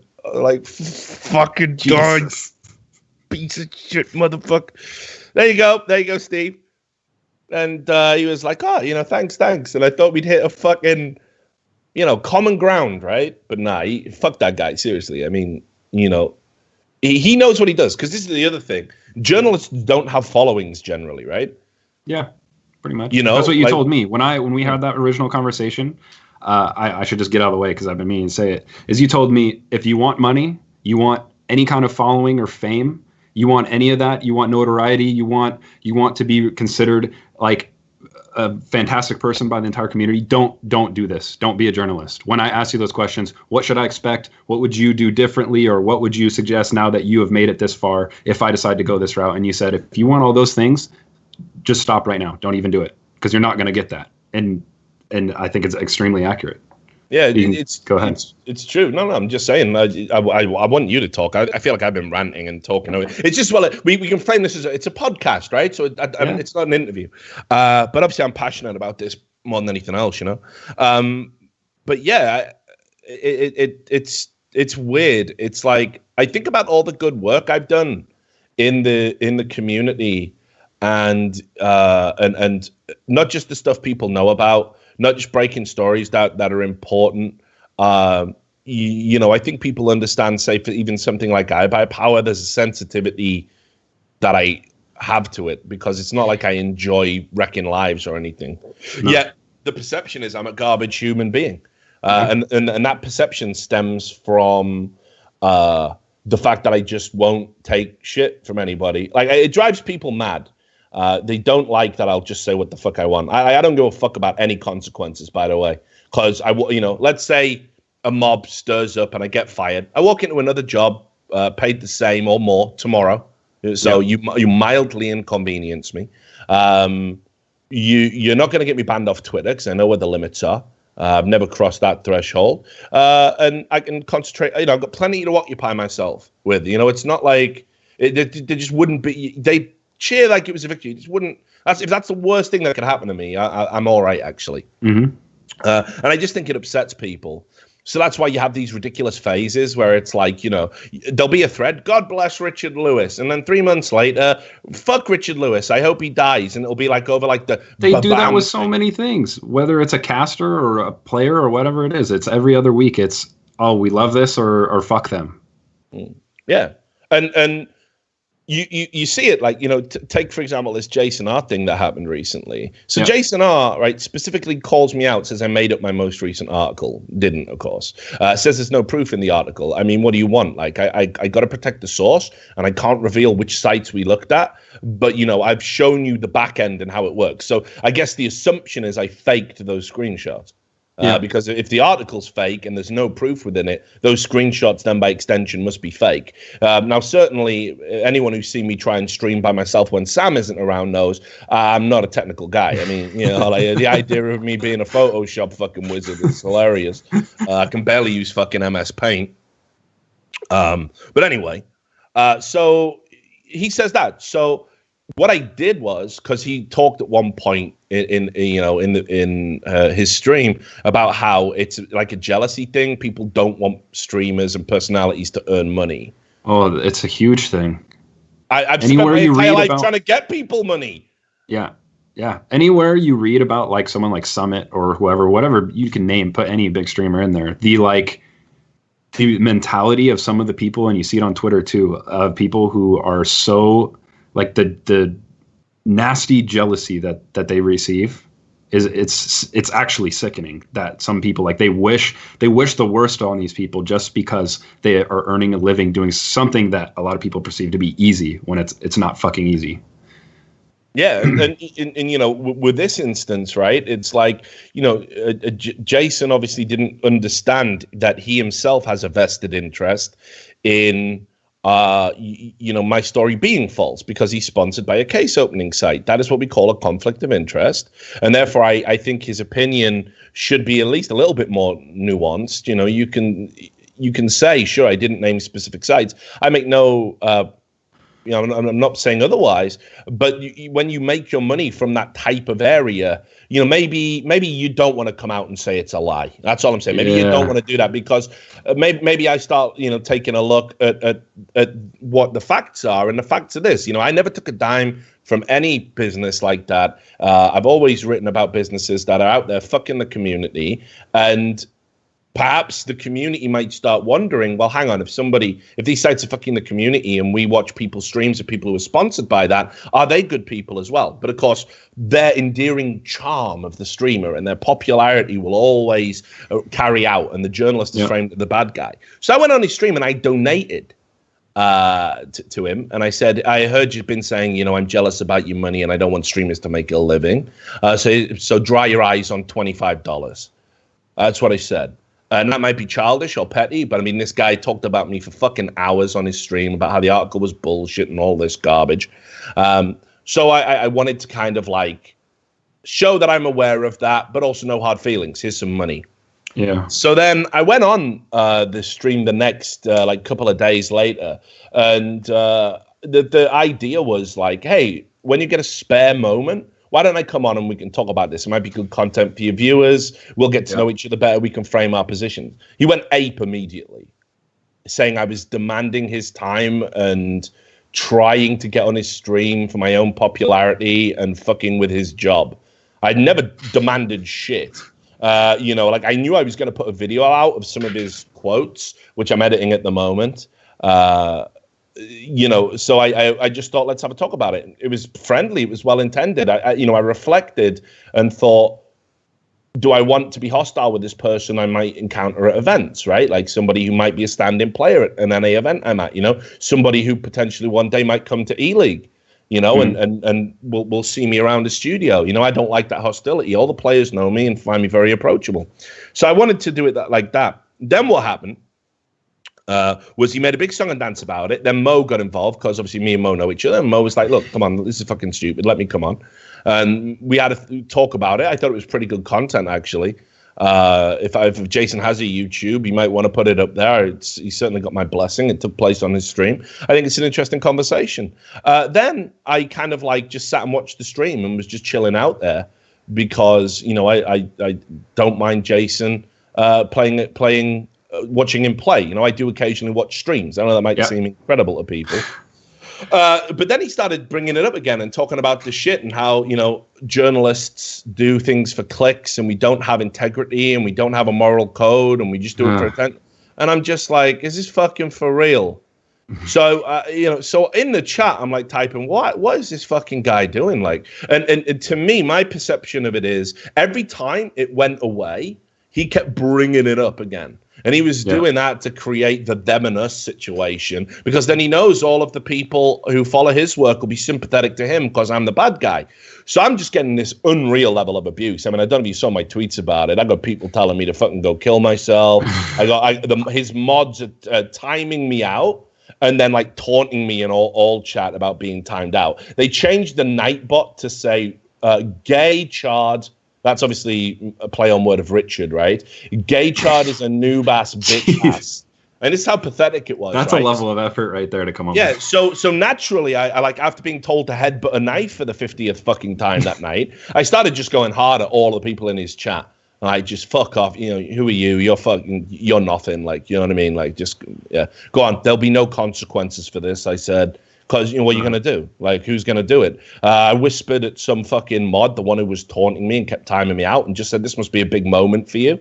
Otherwise, why would you be doing it? And people are like, wow, look at the way he talks to these people. I mean, you think these people are fucking reasonable, dear? You think it's reasonable for me to sit there just wanting to watch a fucking stream after I've reached out to somebody to squash a beef and settle a difference after he accused me of what is a fucking crime, by the way? Right? Like, if I publish demonstrably false fucking facts, I'm open to a fucking civil lawsuit. You know, and it affects somebody's fucking reputation. It's done with malicious intent. You know, I can get all sorts of shit fucking leveled at me. So not a crime. It's an abuse of a tort. I should be specific about that. But, you know, like, I thought I was pretty reasonable, all things considered. And then it reached a point where just the level of hate was just so fucking mental and so crazy that I just fucking snapped and just went at everybody that was giving it to me. You know, you're a product of incest, all of this stuff. So specifically, there were donations coming in. You know, fuck, I hate journalists.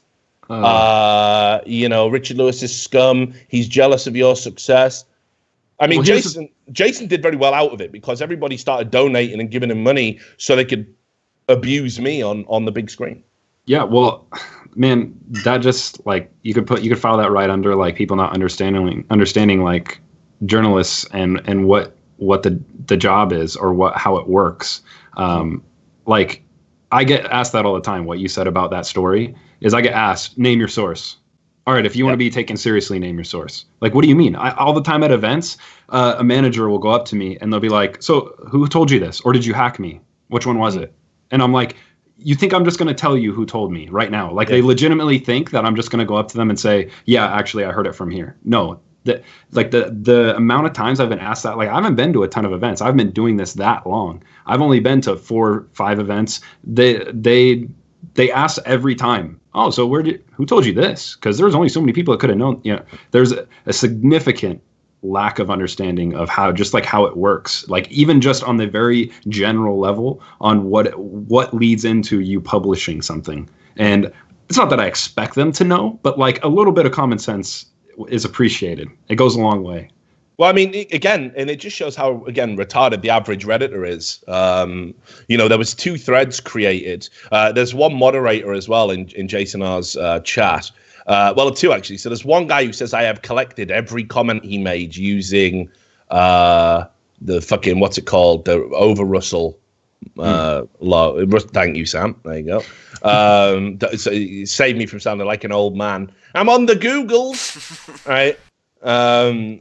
So he said he's going to find a way to publish it and all this. I don't know. Fuck. I probably said some outrageous shit, but again, I'll treat people like they find me. You know, I got a million screenshots of people telling me to fucking kill myself. People telling people that I had killed myself. You know, like if you think that's fucking reasonable, that I don't abuse those.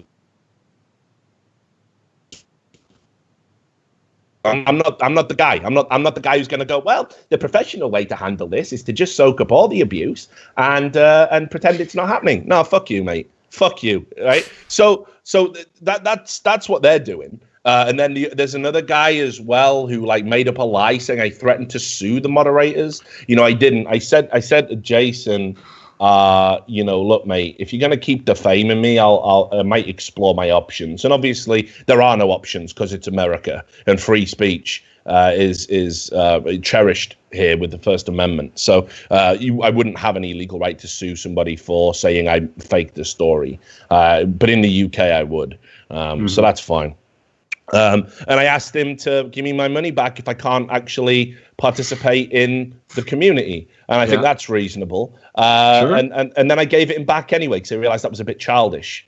So, you know what I mean? So it's like, I don't understand what these people think is going to happen, but it was like 2 fucking threads in there. And it was just like, oh, Richard Lewis is a fucking alcoholic. He's a scumbag. 3 days ago, there was a thread about how Jason R is a piece of shit because he like raged in a fucking game and quit when they were 12-0 down. Yeah, I saw that one. Yeah, right. And everyone in that thread, Jason R is a garbage human being. Same people in the thread about me always love that Jason R. That's what you deal with. I mean, these people are fucking mental. Like, there's no better way to sum it up. So yeah, it's just so dumb. Like, and the idea that even an unreasonable person can be lauded and applauded over a journalist. Like, we really are the lowest of the low. I mean, that's the lesson every journalist should know coming in. That if you ever get into an argument with a player, an organization, you lose instantly. Your popularity will be nothing compared to theirs, and you will get absolutely slaughtered in the court of public opinion. Yep. Well, one thing I did want to mention is something I've noticed coming from like doing the reporting for a long time, finally publishing through a website, and then eventually going to events with press credential. It's crazy, and I know you shouldn't draw like a direct like comparison to it, but the way people act online towards you compared to the way they act in person when you're at an event is so. It's so, I don't want to say different, not for every person, but like one of the biggest things I've noticed is you'll have people, either one who they don't follow you, they've never even liked or retweeted anything that you've published or anything you've done. But then I'll go to an event and I'll talk to them or meet them, and they'll be like, "Oh man, I love your stuff. That report you did about this, this, and this." And it's like, wait, but you don't even you don't follow me. You don't ever say anything about anything I publish, yet you know all this stuff about me. You love all the work I do. Or I'll notice that there are a large group, I don't want to say a large group, but there is a group of people, like known people in the industry, whether it's players or whoever, that like make sure, like they make sure to like go out of their way to like not converse with you, or not like they almost don't want to approach you. And for what reason, I don't know why. And then when you finally end up talking to them, they're like, "Oh man, I didn't know that you're like, someone just told me over there that like you've been helping players get paid and you've been doing this and that. Oh man, thank you so much for that." And it's like, well, what did you think I was doing? I think there's like a general misunderstanding of not only what I'm doing, but what journalists like, what their intentions are and what they're actually doing. I've noticed that a lot of it. Yeah, I mean, you're exactly right, and I keep it consistent, brother. I'll tell you, I wouldn't surprise me if there are some people who think I'm fucking belligerent, but they're right. There's a generational problem. I mean, Sam's seen it. Sam comes from me to events. And if somebody said some shit, and then I don't approach them, but if they come up to me and they think it's going to be all fine, like all gravy, like you're living in a fucking Twilight Zone, mate. It's not like that. You see, I guess, I don't know if it's like the background that I'm from. I don't know if it's the generation I'm from, but this idea it's just the internet, so I can say what the fuck I want, and then we meet up in person and we tie a fucking daisy chain together, share our life story, hang out, maybe get a few drinks, dinner, and fuck until 4 a.m. It's not going to be like that. It's not going to be like that. There's no fucking chance. Date, dinner, and a fuck? No. So Sam's seen it. I do keep it consistent because I think there's a generational problem here. I've had some vitriolic abuse and like people try and throw their weight around and abuse their status. And then they come up to me in person and go, it's great to see you. How you doing? It's like, it's not good to see you, motherfucker. What are you talking about?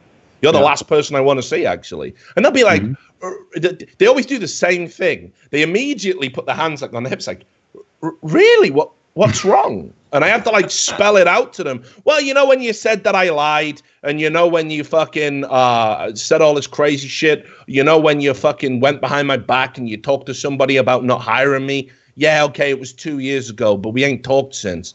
So, well, you, you know, that was, no, let's be real. You were being a fucking asshole.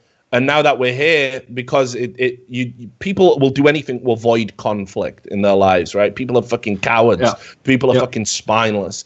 They'll do anything to avoid conflict. So now we're going to pretend there wasn't an issue to benefit your fucking weakness. Well, no, not happening. I'm going to fucking call you out, and we're going to have a very uncomfortable conversation. And you can see them just like, they're just squirming. Yeah. And, you know, these people are fucking worms. Like, what is so wrong with just being like consistent? I don't understand it. Like, I am, if you respect me and you're nice to me and you're civil to me, even if I disagree with shit you do, as I said, I'll always try and find that commonality. I'll always try and find that common ground. But if you attack me, and in particular my livelihood, because I still think of myself as a journalist. I still define myself as a journalist. It's what I wanted to do my whole life. It's the core of my being. This is why I take it seriously. If you abuse me on that ground, it's like you're spitting in my mother's face. You know, like I'm going to be a tad upset about it. Mm-hmm. Oh yeah, don't blame me. It's a little bit different for me because I think I'm just still so early into it. Like, I'd say I've been doing this for about a year. I'd have to look. I don't even know how long I've been doing this. Like, maybe a year now. So like, I don't think I've reached that level to where I've pissed off enough people, or, you know, I haven't, like I said, I haven't had anyone that's like really gone, put out that extra effort to either discredit anything I'm doing or talk shit about me or whatever it might be. I haven't got to that point yet, but I'm ready for it when it happens. So I'm expecting one day. We'll see. Yeah, it'll happen. But, you know, it's if you go on a long enough time scale, it'll definitely happen. Oh, yeah. So look, we're coming in at 50 minutes, and I feel like I've just been ranting about unrelated shit for a bit. So let's bring it back to journalism. Sure. One of the other things is I think worth talking about is financial insecurity, because you'll have seen a lot of publications, and this is a problem across online media in general. You'll see a lot of publications kind of go under, have to get bought, make cutbacks, you know, and it's a real fucking crazy line of work to get into. I mean, if you want financial security, and I know Slingshot's a startup effectively. So I wanted to talk a little bit about, you know, just your thoughts on the kind of emotions you go through. You know, you're a guy who just used to kind of tweet and do YouTube videos, and then you get hired, but now you're in this weird space of it's a job, but it might not be one day because anything can happen, right? Yeah, it's pretty much like that. That's a pretty good explanation for it. Back when I was just barely doing that Twitter stuff, and honestly, I was just doing like YouTube stuff, I got offered like, I don't want to say lucrative, like in general terms, but lucrative is in form of Counter-Strike terms, and the money that, you know, people and players were making at that time. I got offered a position at a website that now, of course, has cut back, like you mentioned. So I would have been out of it. But let's say for some reason I was looking to get in this full time, and I was dependent. You know, I'm fortunate to where I do outside work, and like I said, I have full-time work that I've done and do outside of this. But if I was someone who was legitimately wanting this to be my career, and I had taken that would have fucked me over, because they either wanted me to move and they would pay me more money, or they wanted me to do this like regularly full-time work. And it was more than not a lot of pro players, but a good amount of pro players made. That was the salary that they were offering me. And I turned it down because I wasn't just going to jump at the first fucking opportunity I had. I wanted to learn and get better. And, you know, my writing still sucks, but I wanted to improve at all the things that I'm not good at. And, you know, when it comes to Slingshot, I don't want to say I got lucky with them, but like there is that, like what I'm trying to say is I'm fortunate that I'm in the situation to where that it's not going to kill me if for some reason that things don't work out with them in the future. But for someone who does depend on that, man, is it a risk? Like, I feel for some of these guys. I feel for the Yahoo guys. You know, someone I talked with some people about it, but someone like Launders, who I know it was his decision to move from Toronto, Canada, all the way to LA. while he was working for Yahoo. But to make all that, he did all that. He changed a lot of things in his life. I hung out with him at the Pro League finals, and he was doing work for Yahoo. For him to have that just swept out from under him out of nowhere, if he's like, this guy is like a legitimate caster, like a legitimate guy who talent level, he could have gone work during this time instead of doing the Yahoo thing, and he made a lot of sacrifices, and he has his own personal business that he runs. Yeah, and he made that get sacrifice. him on the show to talk fucking to him about wait. it. Yeah, because like I feel you're right. He's like one of those kind of stealth guys. I've worked with him before at a couple of like CEVO events and Gfinities, and I like what he does. His videos are very well produced now as well. He's starting to get that layer of polish to his work. Videos are fantastic.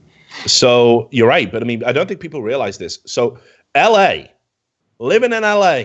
Oh yeah, I talked to him about it. The money, dude, the fucking money. It's so expensive.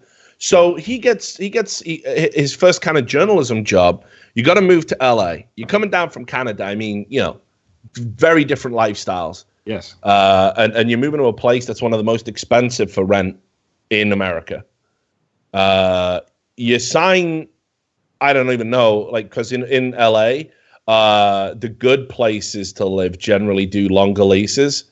So he might be locked in for 12 months. I haven't even talked to the particulars about him. But if it was anything like what I went through when I moved to America, I was on like a fucking 18-month lease here, where I live. So mine's 12. Yeah, right. So, and it's money up front and a month's rent up front. And so already the fucking spiraling costs. I mean, this is before you even get into. Sometimes they do like credit checks on you and shit, and it'll be like they take a bit more money. So an esports guy isn't going to pass a credit check. Let's be fucking real. Yeah, no, trust me. They look at you and they go, "Wait, you get paid through PayPal? Yeah, get out of here." Yeah, exactly. It's so fucked up. So for him to make that sacrifice and go there, and then Yahoo, what was it, like 2 months after? Yeah. Sorry, you're out. Has to be like something like that. Yeah, I can't wait to hear from him. Because I didn't know at the time when I talked to him in Pro League. Like, I talked to him about, what's it like in LA, man? That's a big move. And he's telling me about all that stuff. I don't know if he knew at the time. I don't know. I assume he didn't, because it seemed like he was really enjoying it out there. And if he gets to stay out there and he makes things work, that's fine. And I know a lot of people argue, well, it wasn't Yahoo's I don't think it was. It wasn't Yahoo's decision for him to go to LA. I'm assuming it wasn't. If it was, then that's even more fucked up. But just when you have people who think that they finally have that security and they make a big decision in their life, you're fucking with their life. Like, you're legitimately, he's missing opportunities as an analyst or as a caster. He's top tier talent. I put Launders up there with some of the best. I think he's fantastic. And for him to make that, and I know that, yes, that was his decision, but it is I will say, yes, 100%, it is a risk to take a position in journalism or with one of these websites and to treat it as, okay, this is my full-time job and I have job security. You can't do that. You absolutely cannot do that. I can only speak for myself, because Slingshot's the only publication that I've ever even been paid from. I think I've gotten lucky with the stability that we have there. And if for some reason one day it doesn't happen, then it doesn't happen. But it is a risk. It is a risk. And I would hate for that to influence people getting into the space. And I think that does have an effect. I think that does have an effect. It definitely does. I mean, put it this way: if it can happen to Travis Gafford, right? This is going to surprise a lot of people. I'll say this on stream. Obviously, I've poked a lot of fun at Travis Gafford's expense. We don't always see eye to eye. I'm sure we've said some unpleasant things about each other. I think he still has me currently blocked on Twitter. That's fine.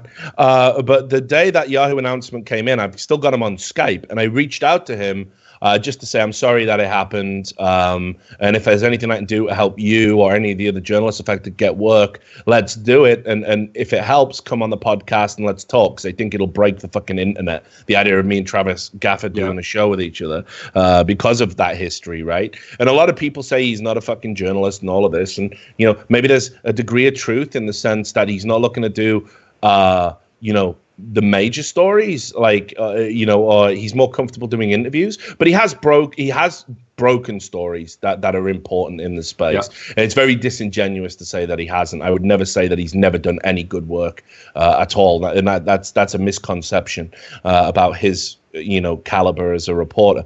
But, if it can happen to him like 3 times, Do you know what I mean? This is like the fucking face of League of Legends, the voice of League of Legends. You know, I'm pretty sure he must have turned down jobs from Riot. A lot of people say he's a Riot shill. Again, element of truth in it. But you know, I'm pretty sure he must have turned down work from Riot to try and remain independent. And he was at fucking, you know, On Gamers, which was a fucking dumpster fire.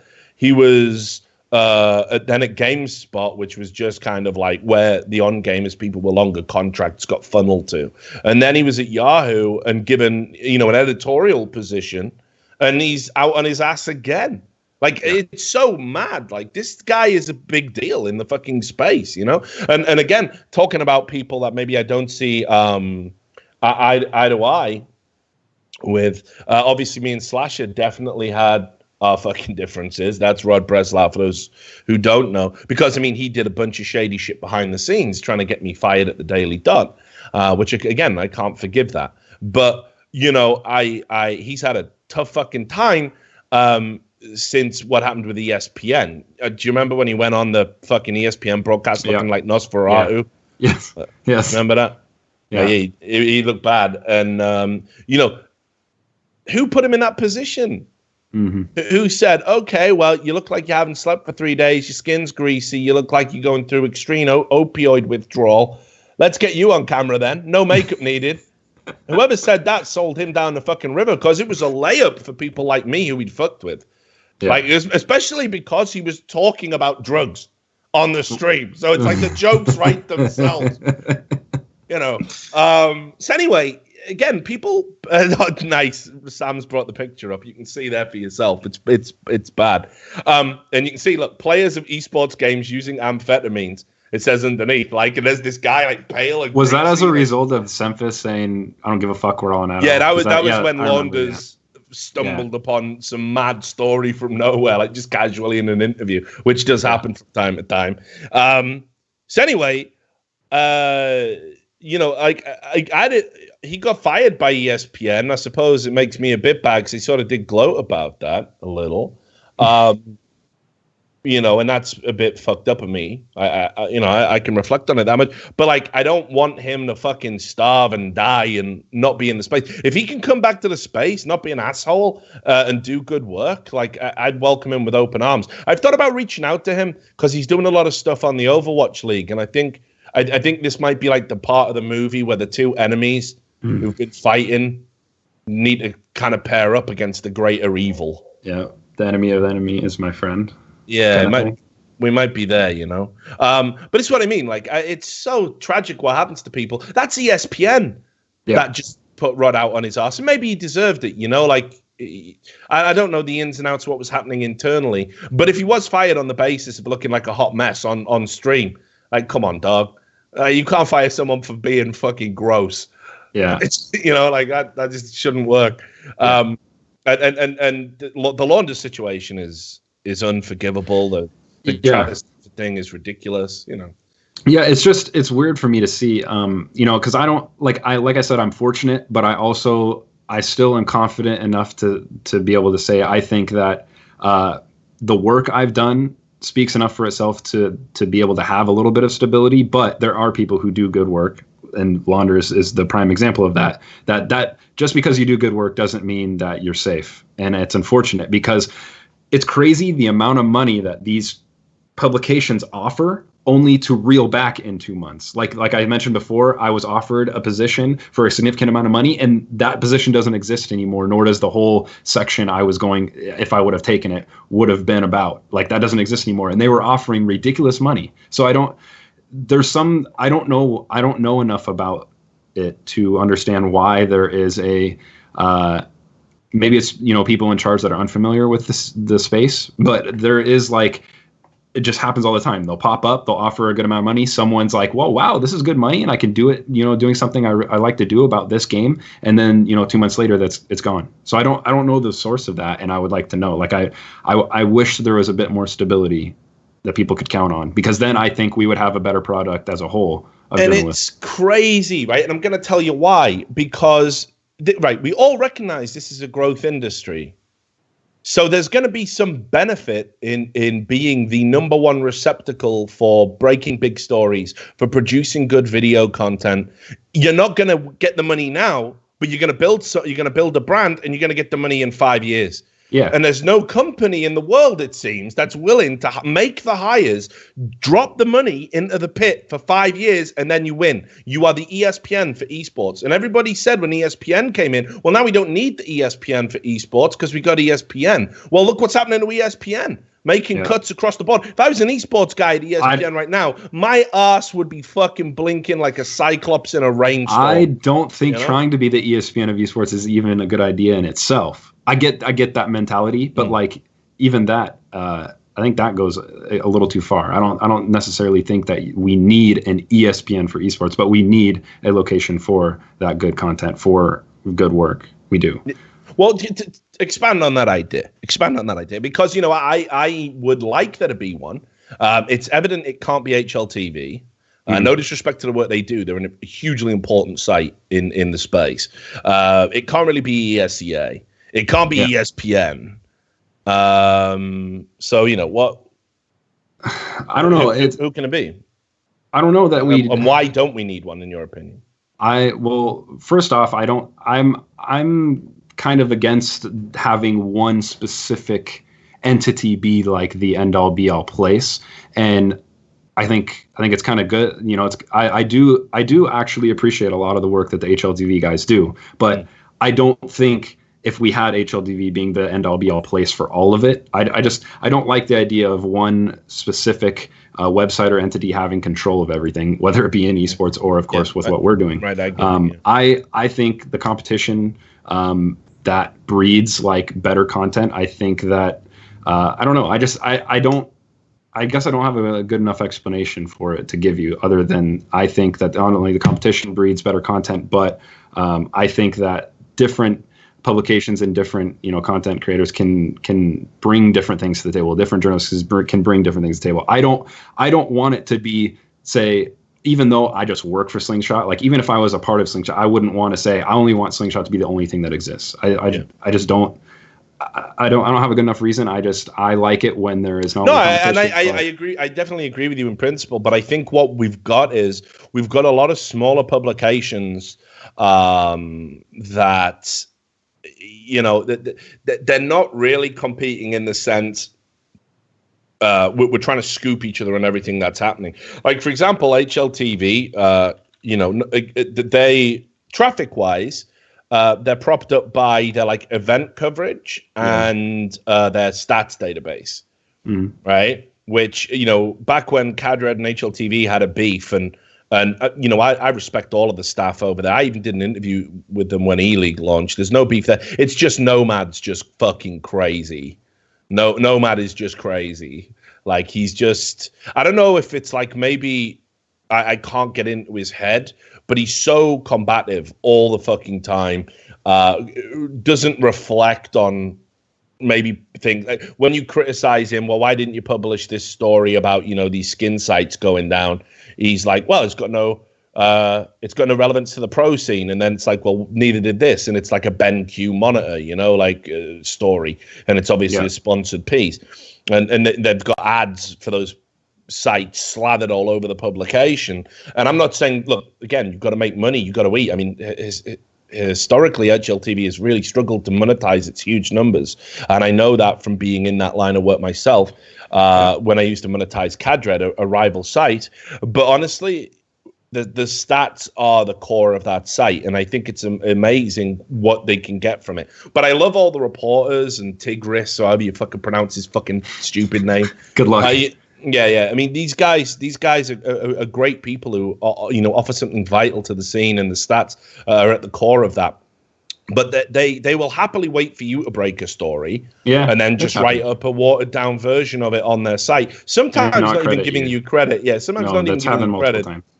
Yeah, and this is what I mean. That's not competition in the sense, it's not. That you mean. Right? So I guess to expand on what I was saying after you said that, I do think there should be like a go-to place for like all the information you want to hear. Say a go-to place for Counter-Strike that you can go, you get all the information you need. Maybe not as crazy as like the stats that HLTV can provide, but a go-to place for everything, all the news, all the important information. I think right now Reddit's kind of that place, I guess. But I do think if you're talking about ESPN in that sense, like a go-to place where you're going to find out everything you need to know about the game, sure, yeah, I do think that would be great. But as far as, I don't want that just to be the only thing.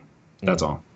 Yeah, and you know, look, I really want someone to come in and do it, because I think if you tried to do what On Gamers tried to do, but you committed to that 5-year plan, you committed to hiring broadcast talent for matches permanently. You only hear their voices there. If you hire a crack team of journalists, I don't mean a team of journalists on crack. I saw you smirking there, right? Right. Well, I just knew what people would assume. Yeah. All right. I mean, that was another one of the. Faster, though. Yeah, it's true. And to be fair, one of the guys on Jason our stream, it might even have been a mod, did say type 1 if you think Richard Lewis looks like a balding crackhead. So that was so crack has been very much on my mind lately. So anyway, you know, and I think if you get the best journalists, the elite level journalists, you get the good video content creators, you create something that it will be so valuable 5 years from now. I mean, I fully agree with you on that. Yeah, it's even if you did it solely with the goal to sell it, you would make a fortune. Because one of the things that I always say to investors is this: today is the cheapest you will get into esports. Tomorrow it's going to be more expensive, and the day after that, and the day after that, and on it goes. Like, you've got to spend big now to reap the dividends down the road. And it's weird that somebody like me has to explain that to people, because it's not gonna, you know, it's like they don't understand it. It's like they would come in and they think, well, surely I will get an immediate return on the $60 million of venture capital I've just dropped into a project. Like, do you know how this works? Like, yeah, this is a long play. Again, to quote Denzel Washington in Training Day, this is chess, it ain't checkers, motherfucker. You know what I mean? Yeah. No one wants to build anything. Yeah.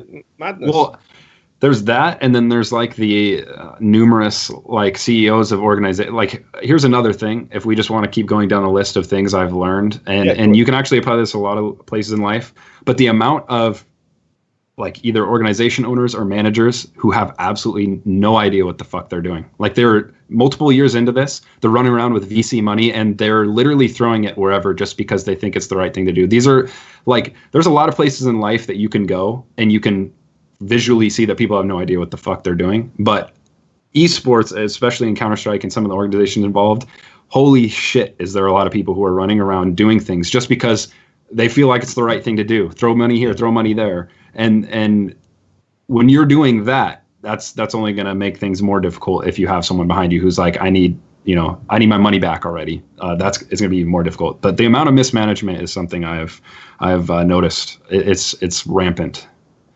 Like, if I ever got a big chunk of venture capital, right? Like, and you know, I'm pretty sure I'm a smooth talker. I could probably do it one day if I wanted to. That's exactly what I would look to build. And there would be a proviso in the contract that from the moment you hand over the money and it goes into a bank account, you cannot pull the plug on the project. You know, no breaks. That's it. 5-year plan, Stalin style. We are going to build the fucking railroad, no matter how painful it is, and it's gonna be worth it. Right, like that's how it has to be approached, right? Yeah. Like you and people get squeamish and upset, and you know, 1 year in they pull the plug, sometimes 2 years in they pull the plug. Yeah. There's cutbacks. It's like you have got to be willing to build something permanent and something that stands the test of time, and you don't do that overnight, and it certainly ain't going to be fucking profitable. This is like just basic economics 101. It's speculate to accumulate. Well, didn't you see the responses when people saw when they announced like the results of the first season of E-League, when people were like, oh, ha, lol, they weren't profitable. Like, yeah, like anyone in Turner was sat around like smoking cigars, like, well, this is the big one, guys. We're gonna make. we're going to make a fortune on this TV show, which is going to get a pretty small rating share, you know? Exactly. If they wanted to make money, they'd just do another fucking rerun of the Big Bang Theory or whatever, right? Like, you know, they're not doing that because they understand that we've got to build things. Nobody was going to get rich off this today. Nobody was going to get rich off it tomorrow.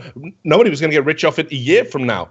Yeah. But what we're doing is we're trying to build a fucking brand and a space where we do get people to engage with what we believe is going to be the next emergent sport and the next emergent tech industry. And we're going to have everything in place. So when we do, we are primed to be the number one or pretty goddamn fucking close to it in the space.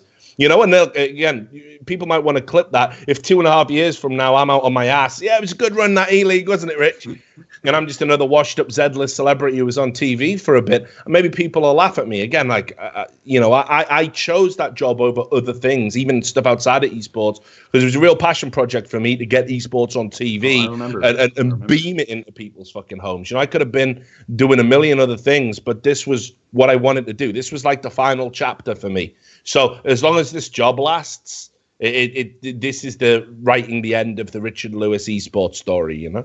Mm-hmm. So anyway, so I've taken up your requisite 2 hours of time, but just before we go, let's just do a few things. So obviously you're still based with Slingshot, and you know, that's going to be the way, hopefully, for the foreseeable future. What have you got planned next? Like, are you going to be at any events? Have you working on any big stories? Anything you can like cock tease to the audience? Not really. Nothing I can really tease. I mean, I'm working on just I'm doing a lot more reading than I did because I have more time now, improving my writing, just developing some skills that I think I significantly lack on. Of course, I'll be at events, mainly all of the decently big North American events, probably IEM Oakland, New York, DreamHack Denver, probably, you know, E-League, hopefully, and then the rest of it is, you know, the stories come as they come. You know how that works. But other than that, like, I will mention, you did mention Slingshot, like, things work well. A big thing with them, like I said, I'm fortunate for, they're just super easy to work with. Like, I have I never have any pressure. I'm never like held with like a quota or something like that. They're just, you know, I would never stay with anyone that did anything I didn't like. So they make it really easy on me to just, you know, do my thing. But other than that, I don't know that I'll be able to make it to the major, unfortunately, but that's just like personal things I have to take care of. But other than that, you know, I'll be at, you know, however many events, and then of course get over to Europe, you know, sometime this year as well. Other than that, yeah, just keep doing what I'm doing and improving. Improving is really the biggest thing, and having and kind of attaining more of a intricate understanding of the game. Like, of course, I've played Counter-Strike for a very long time, for many years, but mainly understanding CS:GO and itself on a very more on a more technical level. And of course, I need to spend more time on content for my YouTube channel as well. That's something I'd like to put more effort into. I said I was going to do it, and I've kind of been focusing more of my time on writing and reading and stuff like that, improving things that I just didn't have time to do a lot of things. Like before, like a month or two ago, or a month and a half, however long it was ago, that I kind of cut back my full-time work, I was maybe spending 20% of my time at most on this. Like, I didn't have a lot of time at all. So just spending more time and trying to essentially reach out to people and to players and stuff, and let them know that, hey, I'm not just a guy that's just going to publish your roster move and then not give a fuck about you. Actually, what I care about most is if you're getting fucked over, let me know. That's what I want to know, more than if you join a new team.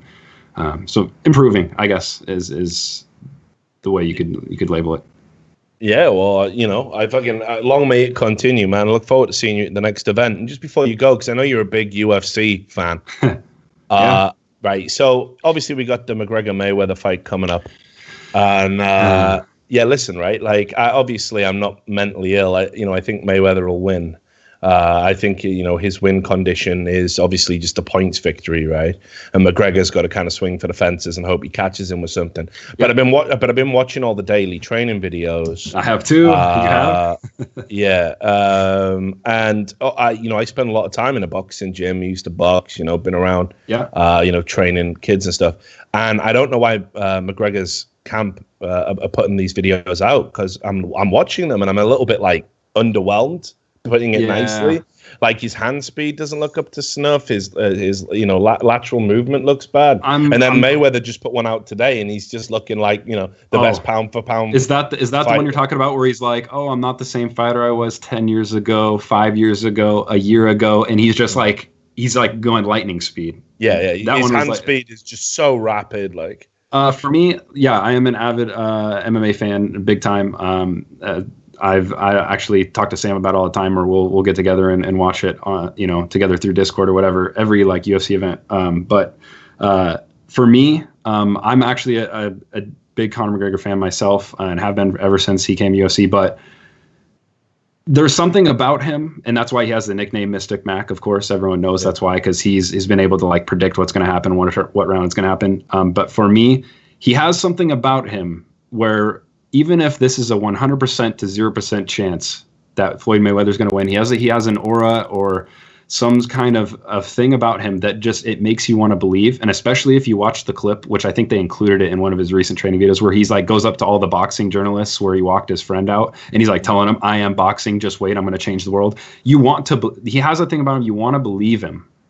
And it's because he's done it too. He's done it. When people have counted him out is when he's done it. You want to believe him, but back to the main point, I think he's going to get fucking waxed. I just don't think to me, I think he can take a punch, and I think that he can throw a punch, but I just don't think he can connect with Mayweather. I think Mayweather's going to bob and weave and make him look silly for however many rounds he wants. I don't think he's going to knock Conor out, but I think if he wants to, he can make him look silly. I don't know if they have some sort of agreement where he's not going to make him look silly until the end or whatever it is, if he's going to play it safe. I don't know, but he can make him look like a fool, unfortunately. And I don't blame shit. If someone paid me that kind of money to go fight Floyd Mayweather, I'd probably do it too.